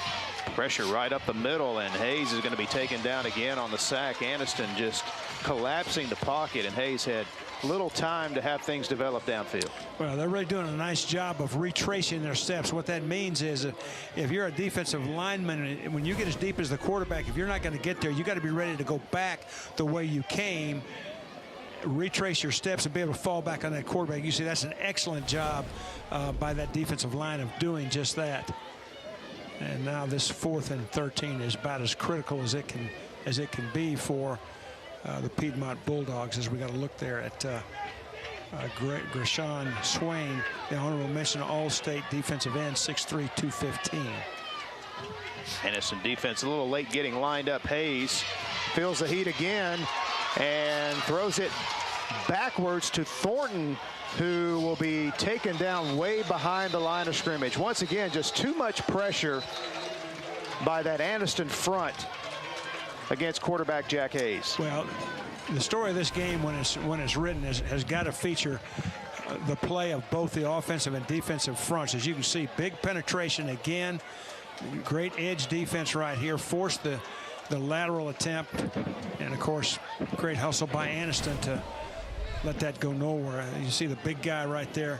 Just great hustle right there by Quay Elston, the junior defensive tackle. Hezekiah Harris, the freshman defensive end, another good quarterback pressure as we get a flag again.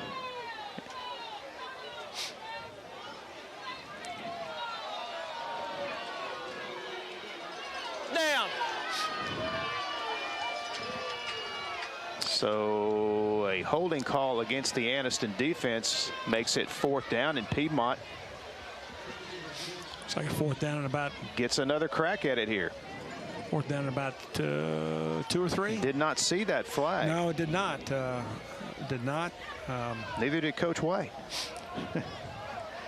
Telling his defense to get back out there, so Piedmont will get another chance to keep this drive alive. Looks like he's a little frustrated by that. Really, frankly, don't blame him. That play really never had a chance to develop anything that was holdable as a fan looking at it from the stands, but obviously the officials saw something. But it does give Piedmont another shot. I think he was also upset at one of his defensive linemen might have been held, but there was no call there. So here we go, 4th down and about 3. Anniston crowd with the Boo Birds. Bulldogs bring an extra rusher. Piedmont throws it to the end zone, and an incredible catch for the touchdown. That is Pinto. 2 big catches by Raleigh Pinto on this drive, and that one results in the Harvey's on Noble touchdown. Well, this is a great throw, but an even better catch. You're going to see on the replay. You know, he goes up and high points the ball. This is just a straight go route to the outside. The ball is put up where he's got a chance. So watch him go up and high point that ball, go up and get it and take away from the defender. Just really a great job, great catch, great concentration by Pinto. And that touchdown pass ties Jack Hayes with Chris Smelly, the former American Christian quarterback, for the most touchdown passes in AHSAA history. Well, congratulations to Jack Hayes on yet another record. Piedmont to go for 2. Hayes rolling out to his right. Looks left, throws, and it's picked off in the end zone. And so the 2-point conversion fails. But still, the Piedmont Bulldogs able to get some more points on the scoreboard here and keep a little hope here in this 4th quarter. Yeah, just really nowhere to go with that, and tried to improvise it.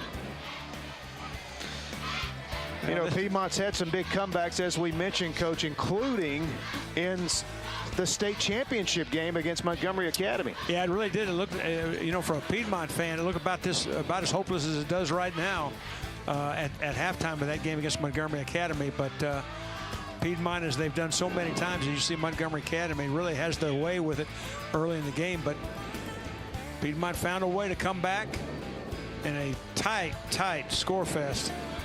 They come back and secure the state championship, and so we're not done here yet, folks.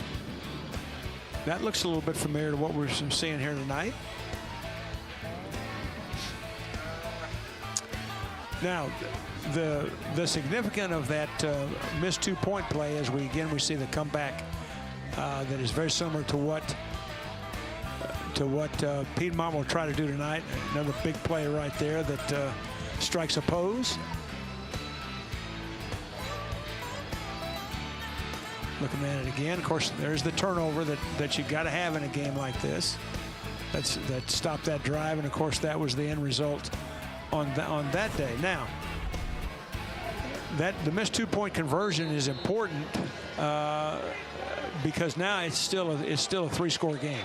Sarah Automotive kickoff. The onside kick is handled safely that time by Anniston's Javon Thomas. So the Bulldogs will have good field position here. First down at their own 47.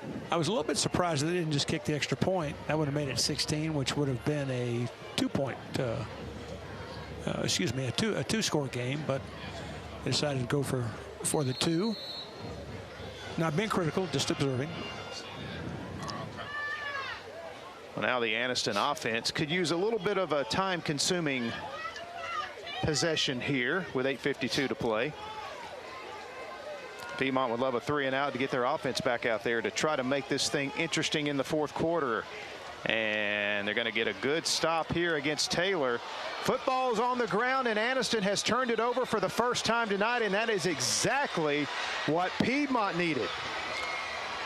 Well, I feel like I'm watching that film from Montgomery Academy again. That's exactly what we saw in the film we just looked at. And will lightning strike again? Now, this is that inside run that tries to bounce back outside. You can see the ball is held a little bit loose. You know, you want that ball held high and tight up against that chest right there. But Piedmont is able to knock it loose and get the big turnover. And the young man who fumbled, Malachi Taylor, is still on the turf being attended to.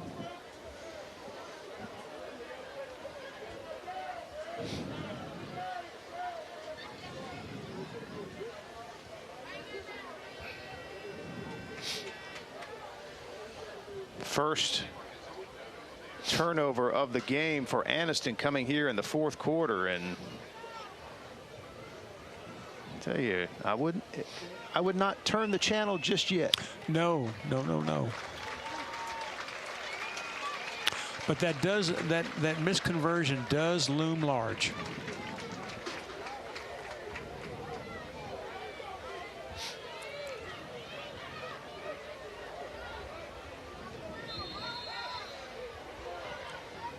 So here we go.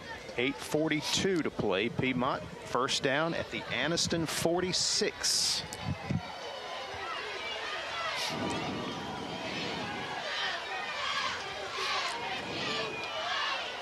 This is kind of a big series. Bethel takes the pitch, and he's got some room. Turns on the jets, and he is going to pick up an Amherst first down at the 31-yard line is where they will say he stepped out of bounds. I really thought they caught the Anniston defense a little bit flat-footed. The linebackers and edge players never moved when the motion started. I don't think they thought the ball was going to be tossed out there. Got a block on the edge, and just a huge play on first down. And he gets out of bounds to stop the clock. So first down at the Anniston 31. Hayes looking, throws downfield, and Pinto had it, but then had it knocked loose. Great job there by Jalen Cunningham. Yeah, that really was. I tell you, that's a well-thrown ball on a corner route. When that thing flattens like that, you want to put it in front of the receiver. But watch that hand get in there and knock that ball loose at the end. Just great presence right there to separate those hands off the ball. just really a great job by Jalen Cunningham. Remember, they call him the Swiss Army knife. That's the first time that I can remember seeing him making a crucial play on defense. Most of it has been on offense, but boy, that was a big one. Jack Hayes has been looking in the direction of number 45 freshman Raleigh Pinto a lot here in the second half. 2nd down and 10. Hayes back to throw again. Here comes the pressure. Goes toward the end zone. Bethel's got it. Touchdown Piedmont. Harvey's on Noble, touchdown, and the Bulldogs strike quickly after the Anniston fumble. And this is a brand new football game here in this 4th quarter. Well, that's the same route that they scored their first touchdown with. That's just the go route to Bethel. And again, ball is thrown a little bit more upfield than the first one was, but not by much. Another beautiful throw and a great catch. And that looks like a replay of the first score of the game right there. And that's going to cut it to 9.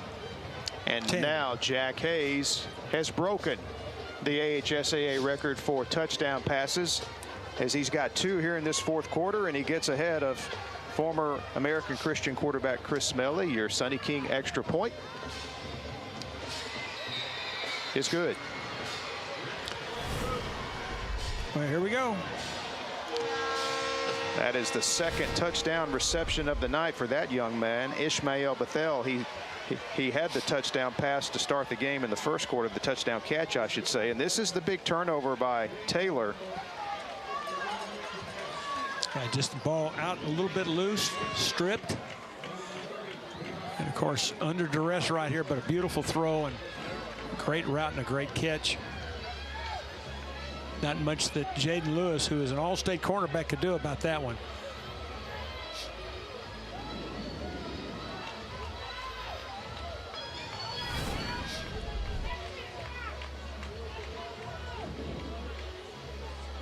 We mentioned the records for Jack Hayes because we have to, but it's all about the team here for Piedmont. No, but I mean, still, regardless, we have to make the. Sure. I mean, we've seen history. I mean, last week he broke record for the most touchdowns accounted for in the AHSAA history, and then tonight most passing touchdowns. I guarantee you that's the furthest thing from his mind right now. But it still is very noteworthy that, I mean, that's an all-time record holder that we're looking at right there. Of course, I think he'd probably trade all that tonight for a win. But who knows? We got 8:23 left, and the plot has definitely thickened. And now the pressure is on this Anniston offense now. It is, and of course now that, you know, and the spotlight goes to the other quarterback, the other number 7, Cameron Sandlin, who's had a very good game, and can he get this momentum back in a white jersey? Deion Lunsford handles the squib kick safely, so Anniston will have good field position as they take back over on offense. 1st down at the 46. But all of a sudden, they only lead by 10, and there is still plenty of time to go here in Piedmont with all 3 timeouts left.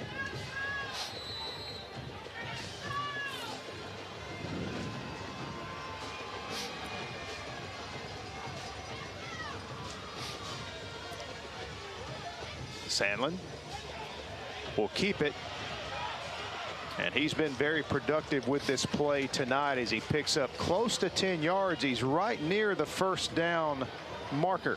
Yeah, I think he's got it. That's pretty tough. You know, you get in a no-back set. You know, those defenders, those stand-ups, they've got to widen to cover those receivers. There's just not very many people left in the box. You still got those 5 big, strong offensive linemen that can get some movement. And a 215-pound quarterback that can run. That's a pretty good offensive play and very difficult to stop. So the Amherst 1st down at the 44 for the Bulldogs. Sandlin swings it out here to Cunningham. Cunningham gets upfield in a hurry. Only picks up about a yard or 2. Nice pursuit there by Piedmont's Chance Murphy. Yeah, pretty well defended that time. Good job of getting off blocks, and it's kind of interesting. This this no back set. Piedmont's playing it with a single safety. At least they did that last time. Wouldn't be surprised to see Anniston put a receiver right down the seam and see if they can get a big one. 2nd down and 9. Sandlin will keep, and he gets about 3 yards, and that is it, as he was wrapped up by Luke Reinhardt, the junior linebacker for Piedmont. So that's going to set up 3rd down and 6 at the Piedmont 40.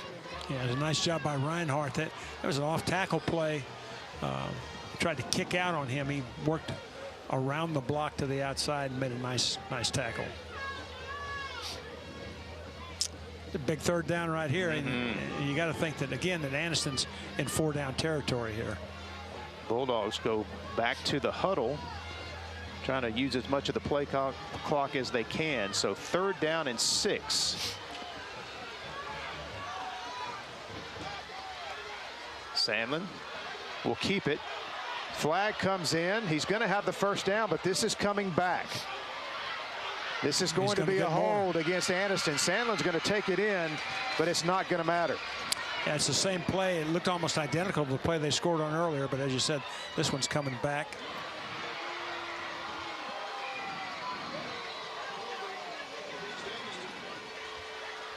Same blocking scheme, same cut, same missed tackle as the earlier score that he had, but all for naught. Coach White's team has had some big penalties here in this game. He mentioned that at halftime when we interviewed him before he went into the locker room. And this is a huge one. Yeah, you know, this is going to make it a 3rd and about 13. 3rd and about. Holding on the offense. It's a 10-yard penalty. 3rd down. It's going to be about 3rd and 16, excuse me. And now from here, if they don't get a sizable gain, you know, think they would probably punt on 4th down, and the ball would go back to Piedmont. So we're going to have the mandatory heat timeout here in the 4th quarter. We'll take a break and return to the Field of Champions in just a moment. Timeout.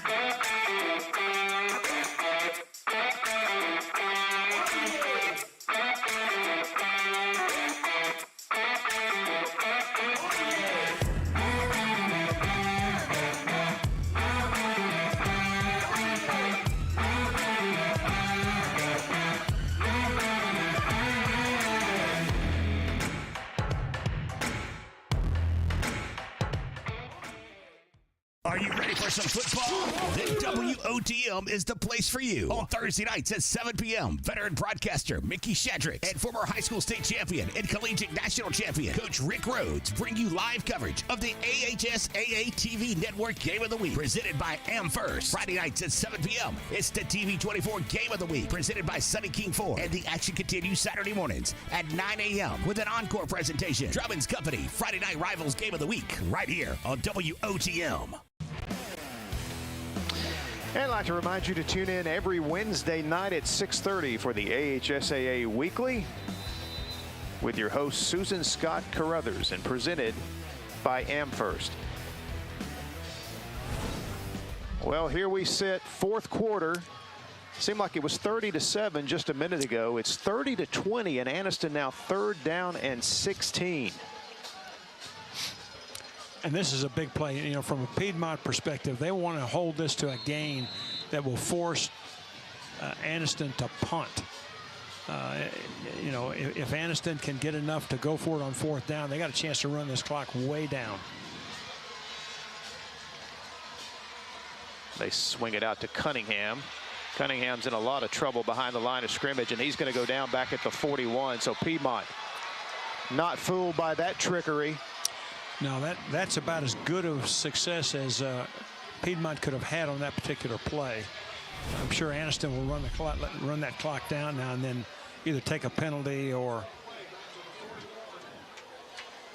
Well, that was a good job by number 42, Red Alford, because he was right in the path of Cunningham. And yeah, I think it was going to be a double pass, but Piedmont was not fooled at all.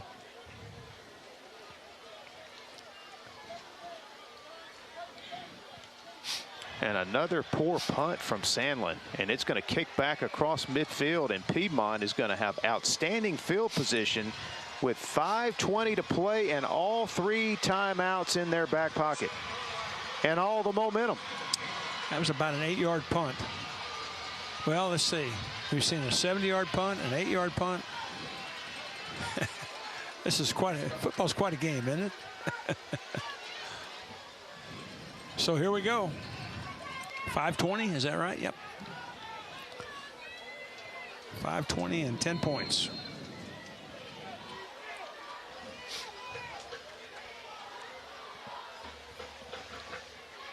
Jack Hayes has really been dialed in the last couple of series. And you might ask, you do try to score quick so you got enough time to score again. I think you just got to score. You know, you take whatever time you need to.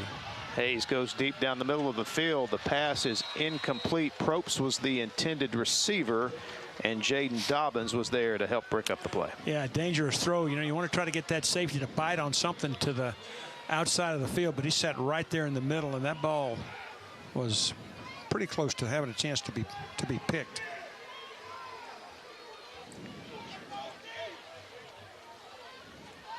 I see Coach Smith sending in the play with his quarterback Jack Hayes. 2nd down and 10.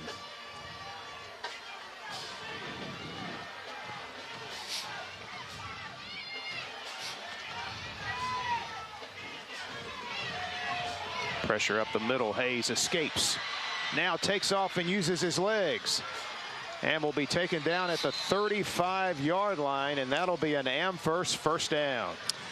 They caught him in man coverage that time with, I think they brought 5-man pressure, but man coverage for sure. You can see the linebackers are underneath, but inside, and Hayes is able to get outside in that void area where there's no outside help and pick up a big first down. As we go under 5 minutes to play, but again, time doesn't seem to be as big of an issue as it did a few minutes ago. This is a huge possession here, though, for the Bulldogs. They need to score here. Hayes goes to the end zone, and it's incomplete. Probst was the intended receiver.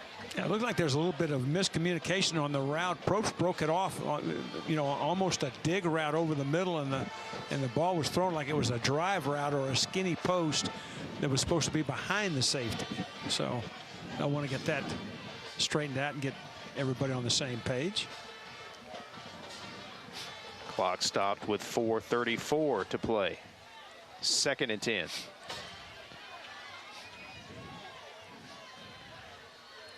This Anniston defense has been on the field pretty much this whole 4th quarter. See some hands on the hips. 2nd down and 10. Hayes, the deep ball, and nobody home, as it looks like the route was cut off again there by number 45, Raleigh Pinto. Yeah, he broke it down, set it down at about the 12-yard line, and of course the ball was thrown deeper than that.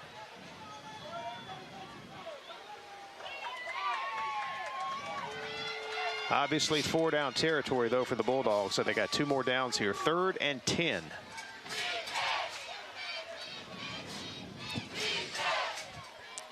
Wonder if they wouldn't try to clear out and maybe bring somebody underneath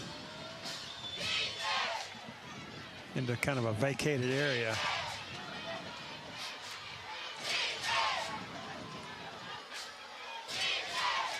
Bulldogs bring an extra rusher. Pass is up and caught by Pinto, who made the adjustment down inside the 15-yard line. Bulldog coaches wanted a hold against Piedmont. No flag, and it's going to be a first down as Piedmont is in the AFS red zone.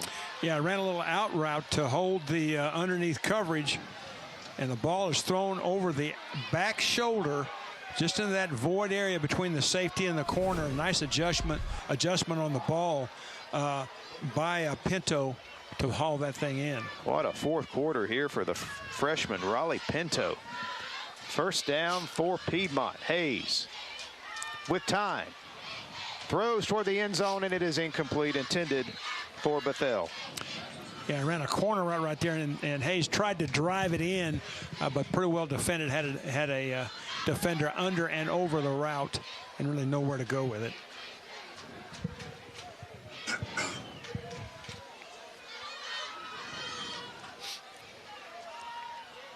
Second down and 10.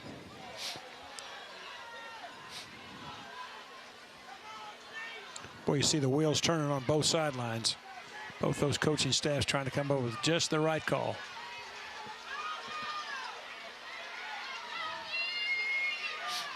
Hayes goes up top.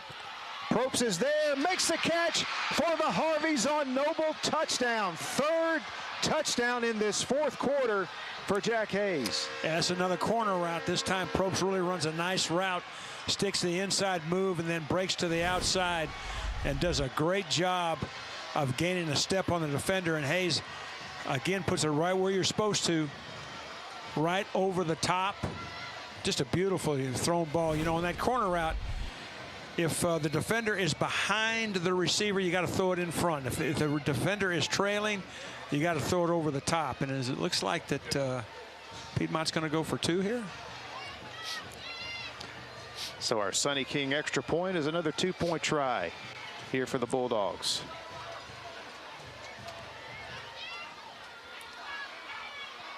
Hayes, straight drop. In the back of the end zone, it is caught by guess who? That is once again Raleigh Pinto, the freshman, with a 2-point conversion. It is a 2-point game with 3:49 to play. Well, okay. Well, that was just a little swing route right here. And again, another beautifully thrown ball and a nice catch by this freshman. So here's the play where Hayes got the first down with his legs. Yeah, pulls it down, and then Hayes down. Goes to the air, and he has been. It's a nice adjustment right here. Right on the money in the fourth quarter with his arm. And then just really a beautiful throw here on the corner. Notice the defender is trailing, so he puts it right over the top where the defender cannot get a hand on it. Really well thrown ball here. Drives that ball to the back corner. Again, such great field presence.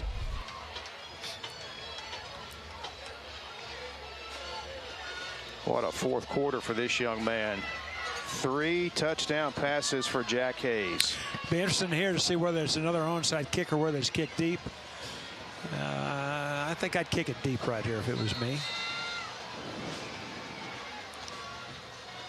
So Smith does kick it deep. And we got a whistle. And a flag and a offside penalty most likely against the kickoff team. And that is not an insignificant penalty at this stage of the game.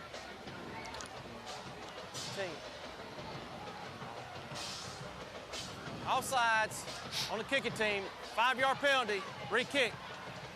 So it is a 5-yard penalty, and Piedmont will have to re-kick.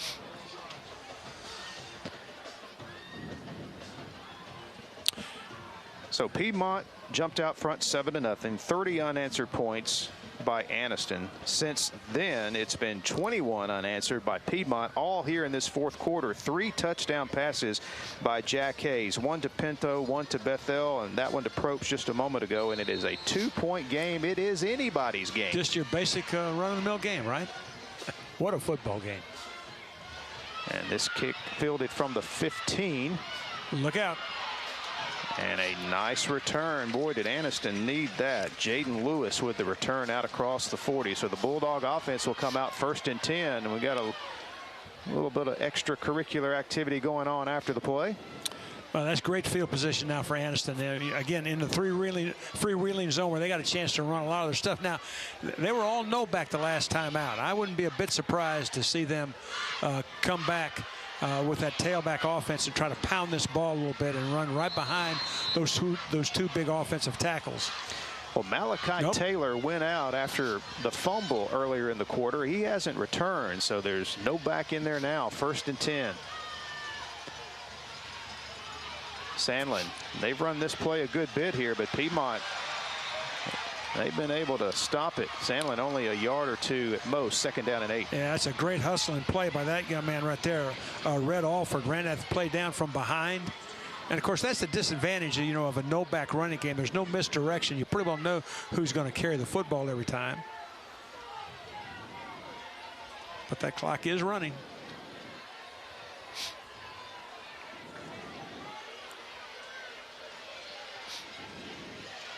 Second down, they swing it out to Cunningham. Cunningham cuts it up, crosses midfield, and his forward progress is stopped at the 48. So that is going to be about 2 yards shy of the first down. Now, one thing that Cunningham did that was really a good job on his part, he stayed in bounds. He kept that clock running, which is exactly what you want to do from an offensive standpoint in this situation.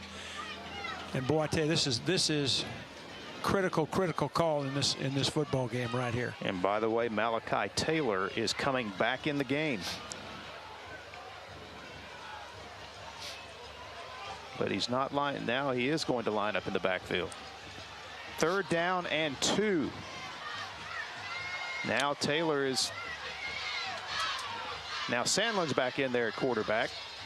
And now Anniston's going to have to burn a timeout because there was some confusion there. Yeah, They were about to get a delay of game. Yeah, you know, they got about 3 different sets, and I don't think anybody was really sure where Taylor was supposed to be. And the result is this timeout. Their 3rd and final timeout of the half. That is the final timeout for the Bulldogs, but pretty much had to take that one. Yeah, I mean, absolutely. I mean, there's no doubt about that. I don't know. I mean, I'm not trying to be critical or anything, but you could make a case from an Anniston standpoint that I'm going to, you know, get a lead back in there, and I'm going to run behind those 2 offensive tackles and run right at this Piedmont defense and see if they can't knock them out, which they had great success with now in the third quarter doing that.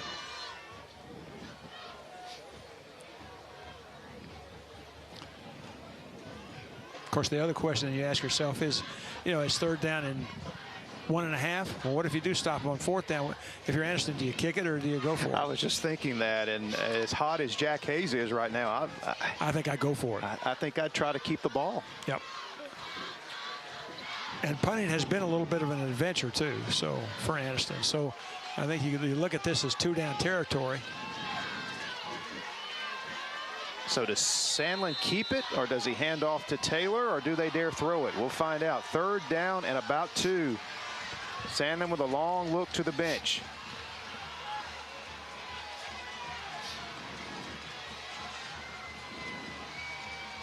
Sandlin will keep it. And he is in trouble way behind the line of scrimmage. First Piedmont player there was Cameron Lockridge, and it's almost as though the Piedmont defense knew the play. Well, one of the oldest blitzes in defense is the old double-A blitz, where you bring 2 defenders into the gaps to either side of the center. And you're going to see great inside pressure right there by number 40. He's actually lined up on the outside shoulder of the offensive tackle and slants hard to the inside, is untouched. And boy, what a play. Now the question is, Coach, with the loss, do you go ahead and punt here? Well, and hope you get a decent punt. I mean, conventionally you do, but I think you got to try to punt it here. But it's just too much lost yardage there, I think. Yeah, but I would be tempted to still try to let my offense try to win the game for me. I mean, this is an offense that's averaging about 42 points a game. The punt unit has been a little bit of an adventure. Hey, Big Time Entertainment, Alabama's newest and largest family entertainment center, located in Oxford, right off I-20 at exit 185. Bowling, indoor go-karting, large arcade, elevated ninja course, virtual reality, and much more at Big Time Entertainment in Oxford. 4th down and 6. Sandlin in to punt. High snap. And he does get away a pretty good kick. This is Hansen from his 14. And the Bulldogs with great coverage as they stop him at the 19-yard line. Well, that was great execution in a very crucial situation. As you said, the punt was pretty good and the coverage was excellent. And now, 2 timeouts, 80 yards to go, actually 81, 2:03. So I would say that they've got to get realistically at least to the 23-yard line. Sloan Smith does have a big leg. He's attempted 1 field goal tonight and missed it wide right. But distance was not the problem. He had the distance. But I think his range is probably 40-45. So Piedmont does have 2 timeouts remaining. as they start this drive from their own 19. Hayes escapes the pressure and will run and get what he can, and more importantly, step out of bounds to stop the clock. Well, that's just, so many good things by that quarterback on that play. First of all, avoided a sack. Second of all, got some positive yards. And third of all, got out of bounds to save that timeout.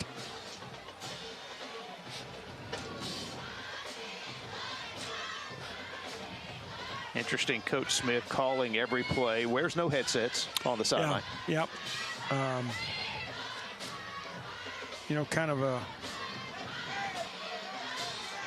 Kind of does it his way. Kind of a Mike Leach kind of guy. Or maybe a Mike Leach is a Steve Smith kind of guy. 2nd down and 8. Hayes once again pressured. Turns it loose downfield. Pinto was open, but it's intercepted by Jaden Dobbins. Coach is just wanting to get down. Dobbins at the Piedmont 40, and now will fall down safely at the 41-yard line. Well, Hayes had a guy that put the formation into the boundary, but he led him too much to the middle of the field. If he'd have kept the ball outside, he had a completion for sure, but really a nice job by Dobbins with another big play tonight. That's his 2nd interception of the night, and just does a great job of patrolling the middle of that field. Makes a big interception. See the pressure coming up the middle. And you can see that ball is just too far inside. He kept that ball more on the sideline. That ball had a chance to be completed. Warning. It's a 5-yard penalty. Still first down. So Anniston's going to get a sideline warning penalty. That is their 2nd warning, so it's a 5-yard penalty, but Bulldogs keep the football. Piedmont can stop the clock twice. Trying to do some math here. We've worked together long enough. Mickey, that's not my strong point. But I think our man's had quite a night. And I rely on you for our math. So what does that say about us? It says that we're in trouble.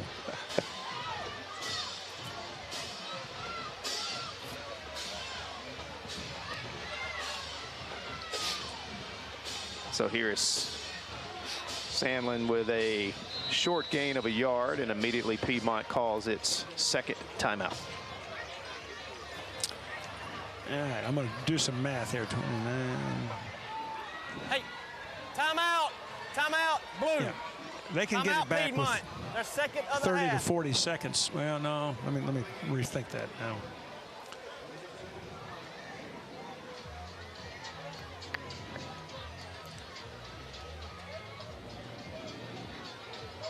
They got a chance to get it back with about 30 seconds left, but obviously they cannot give up a first down.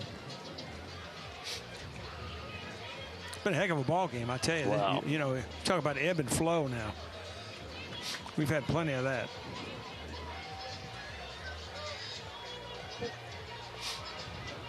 Both these teams have played really hard. Two well-coached teams, too.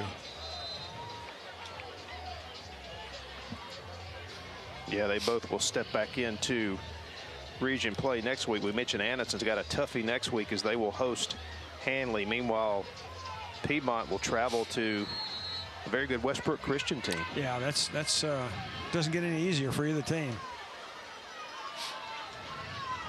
There you see the region that Anniston competes in, and again, Hanley and Anniston both 5-0 heading into this week's action. They both play next week. Jacksonville still a factor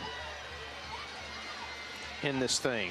Sandlin spins down to about the 42, and Piedmont will quickly call their final timeout to stop the clock with 1:27. And that'll be their last one. Timeout. And again, Piedmont. what about this region? Their 3rd and final timeout of the half. This 4A Region 4 that Anniston competes in. We saw earlier when we broke down the top 10, you've got Anniston, Hanley, Jacksonville from this region, all in the top 10. Yeah, it's a really good region, and yeah, that Anniston-Hanley game will be a war. It really will. Well, we've seen Hanley and Jacksonville both, in the Super 7 in the last few years, and that alone speaks to the strength of this region, and this bunch right here that we've seen tonight certainly has the potential to do that as well. And then the Piedmont Bulldogs, of course, top ranked in 3A, compete in 3A Region 6. And they obviously are the team to beat. But again, they've got to go to Westbrook Christian, who's off to a pretty good start this year also. Yeah, I still think Piedmont's the team to beat in that region. But, you know, this game, this game has been very, very physical, and it'll have an effect on next week as well. So 3rd down and 6. Sandlin takes a snap and takes off. And reaches out and is going to be short of the 1st down. He does get it down to about the 38-yard line. Again, Piedmont now out of timeout, so the clock will continue to tick away here.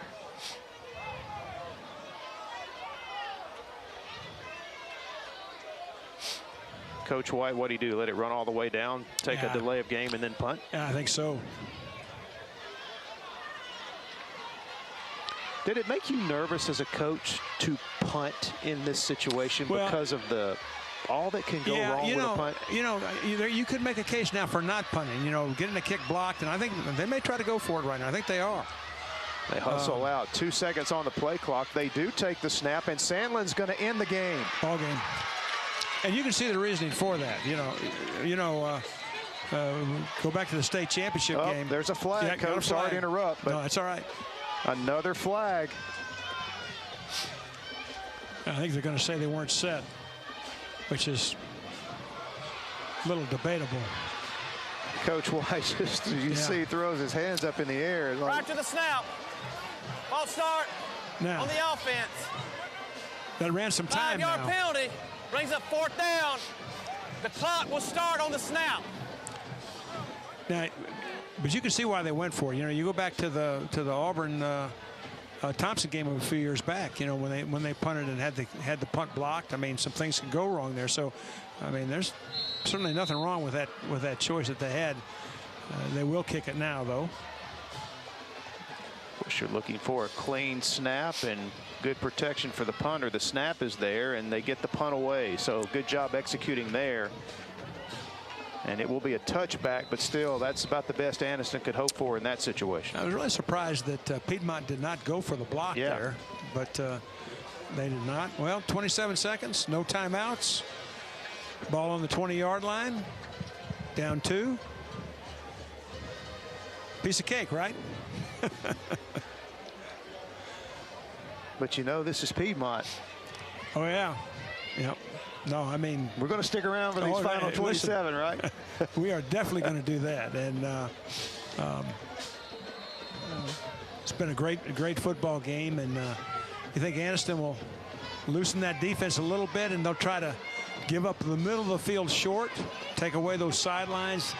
They want to try to keep those Piedmont receivers in bounds, if at all possible, and of course not give up anything deep. So Hayes over the middle, pass is tipped and incomplete. That one was almost picked as well.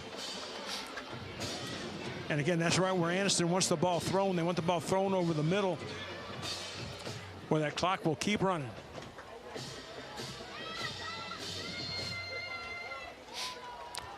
Of course, the luck they've had has been with corners and fade routes deep. I think it'll be very difficult to get those. I think Anniston will take those away by alignment.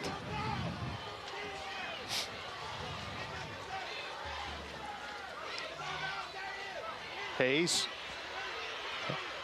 has this pass batted up in the air, and it's incomplete. Yeah, big rush on the outside by the defensive end to the right of your screen. That's Hezekiah Harris. You know, Anniston just going with a 4-man rush, no linebacker pressure or anything, and they got good pressure on the quarterback that time. Hayes really had nowhere to go with it.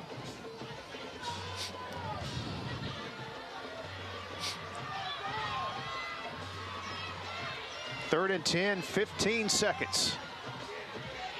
Hayes over the middle. It is caught by Hanson. And they're going to mark him down at the 38, and Piedmont will hustle up to the line of scrimmage. The clock probably trying to stop for the moment with 8 seconds. They mark it at the 40. And Hayes will clock it with 5 seconds to go. And I guess, Coach, one more play barring a defensive penalty. Yeah. Well, this is where the trickeration is going to come in. It was a nice catch, great concentration by Max Hansen to pull that ball in, but the Anniston secondary will be about as deep as the Calhoun County Courthouse, and that second level will be at about 15 and 20 yards. They're going to keep everything in front. Hayes passes away. Probst catches it, pitches it back to Hansen, to Thornton. And Thornton looking for somebody to get the ball to, and he's going to be taken down at the 43, and that will end the game. But it took all 48 minutes to get the winner in this one as the Anniston Bulldogs come into the Field of Champions in Piedmont. First meeting between these two teams since 1948, and Anniston has won all 5 meetings in this series with Piedmont. And we're going to take a break and come back with some thoughts about this matchup tonight from the Field of Champions. Anniston a winner 30-28. Back in a moment.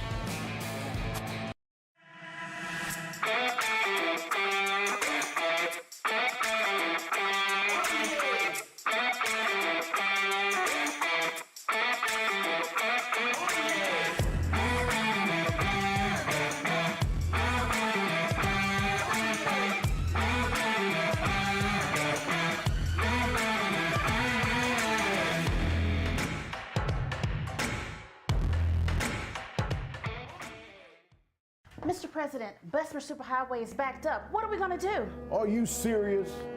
Get me the King Boys. King Boys Towing is the fastest growing tow and recovery company in Birmingham and surrounding areas for one reason. Our customers are our top priority. Whether your car's been in an accident, is stuck in the driveway and won't start, or you just need a tow to your preferred repair shop, give us a call. Our fleet of flatbed tow trucks will provide courteous and fast service. King Boys Towing, 205-428-3235. Are you an enthusiastic sports fan? Want to have fun and get in on the action? Heck yes, that'd be awesome. Have great attention to detail? Want to stay active? Definitely. Want to give back to the student athletes in your community? Obviously, yes. Then you'd make an excellent high school sports official. We need more officials in Alabama, because with no high school officials, there are no high school sports. Sign up today at highschoolofficials.com. You know, Tony, it's almost that time of year again. Well, we already know the outcome.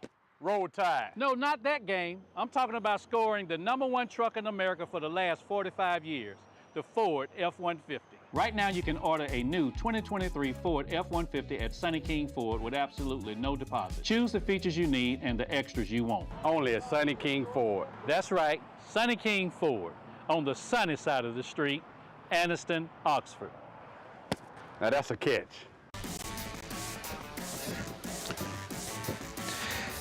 And we're back at the Field of Champions. Just concluded this fantastic matchup tonight. Anniston coming into Piedmont. First time they met since way back in 1948, and the Bulldogs hold on and win a thriller by a final score of 30-28. And coaches, we're back on camera. You see there the shot there, both teams down on the field meeting there together after the game. That's just great sportsmanship by both teams. A hard-fought game. What a crazy game. I mean, this was everything you could envision when you saw this game on the schedule to start the season. It really was. You know, there was ebb and flow that you get in championship games, and that's really what it was. These are two great teams. Some great athletic performances, some record-setting things, and some big plays when you had to have them. There you see Coach Smith there with both teams praying after the game. So just hats off to both teams for the way they played and the way they've handled themselves in this game. And talk about the swings. It's 14-7 at halftime. Anniston with the halftime lead. Anniston comes out in the third quarter, outscores Piedmont 16-0. They're up 37. People think the game's over. Piedmont then outscores Anniston 21-0 in the fourth quarter. Jack Hayes really got going. 3 touchdown passes in that fourth quarter. It was anybody's game with 3:52 to go. It really was. And I tell you, one of the keys of this game was the punt on fourth down from midfield that was well covered and set Piedmont up deep in their own territory. Just too far to go for that Piedmont team. And really, games like this come down to about 2 or 3 plays. They say football games are decided by 5 plays, but that punt was one of those 5 plays.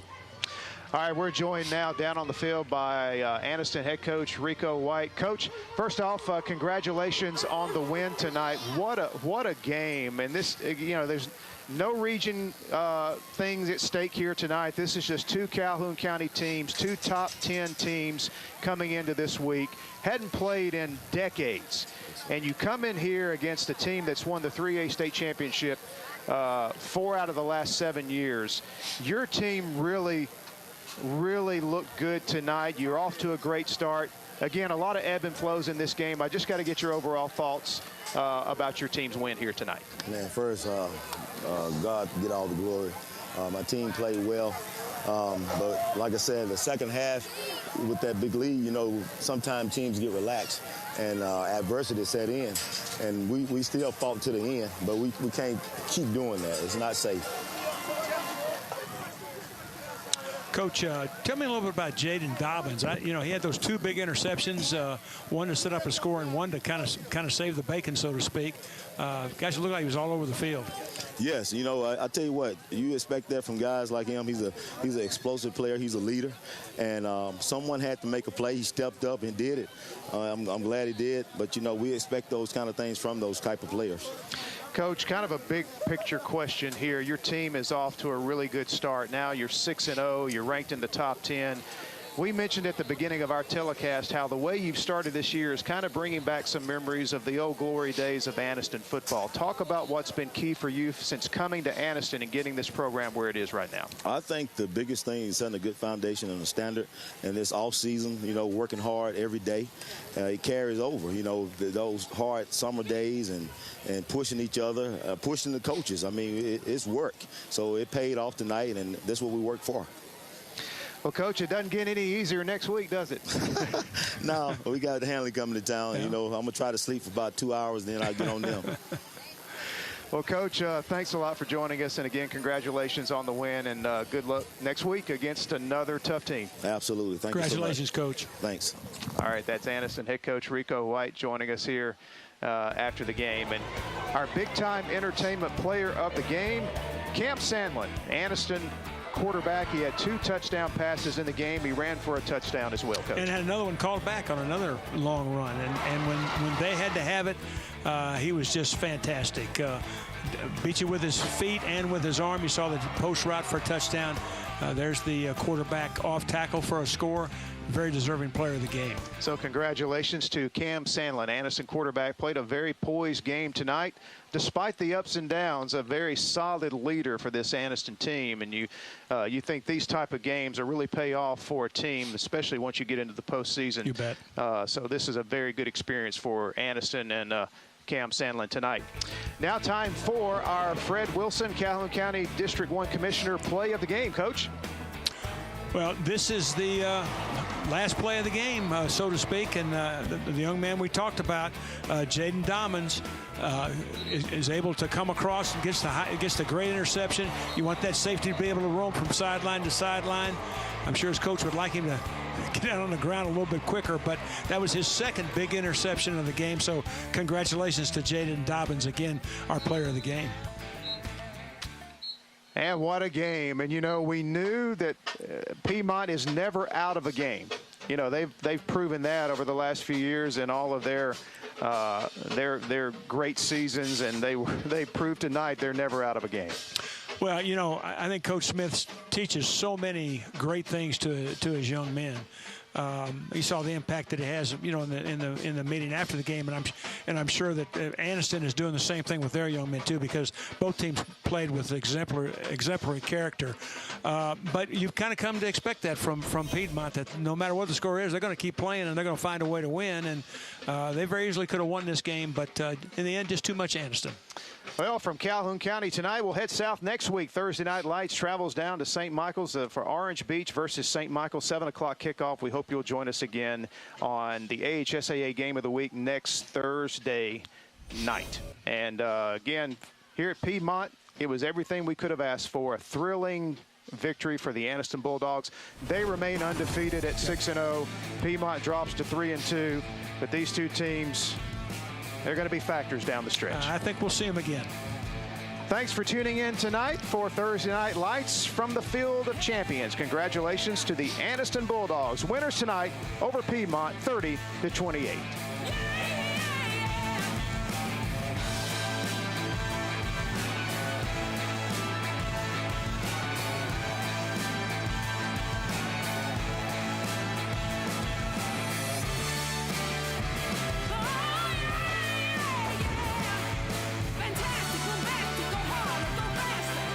It's the 1, 2, 3 sales event happening right now at AHSAA Honda. 1 year of free gas, 2 years of maintenance, and 3 months no payments. AHSAA Honda is ready to put you in a nicer, newer vehicle and keep more money in your pocket. Call 256-245-5000 for more details. 256-245-5000. Must buy at dealer suggested retail price with dealer approved lender. 1 year gas capped at $1,000 in the form of a gift card. 2 years of maintenance covers oil changes at recommended intervals. 3 months no payments require dealer approved lender. See dealer.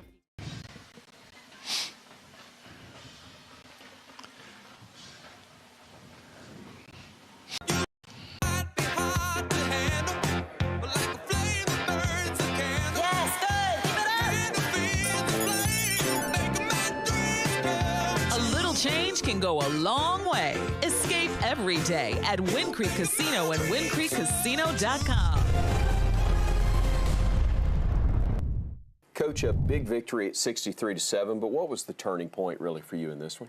I think the turning point is when we blocked the punt, because it put us up 21 points. And the players did a really good job at disguising it. We overloaded it. They brought a gunner in, which meant they really could block.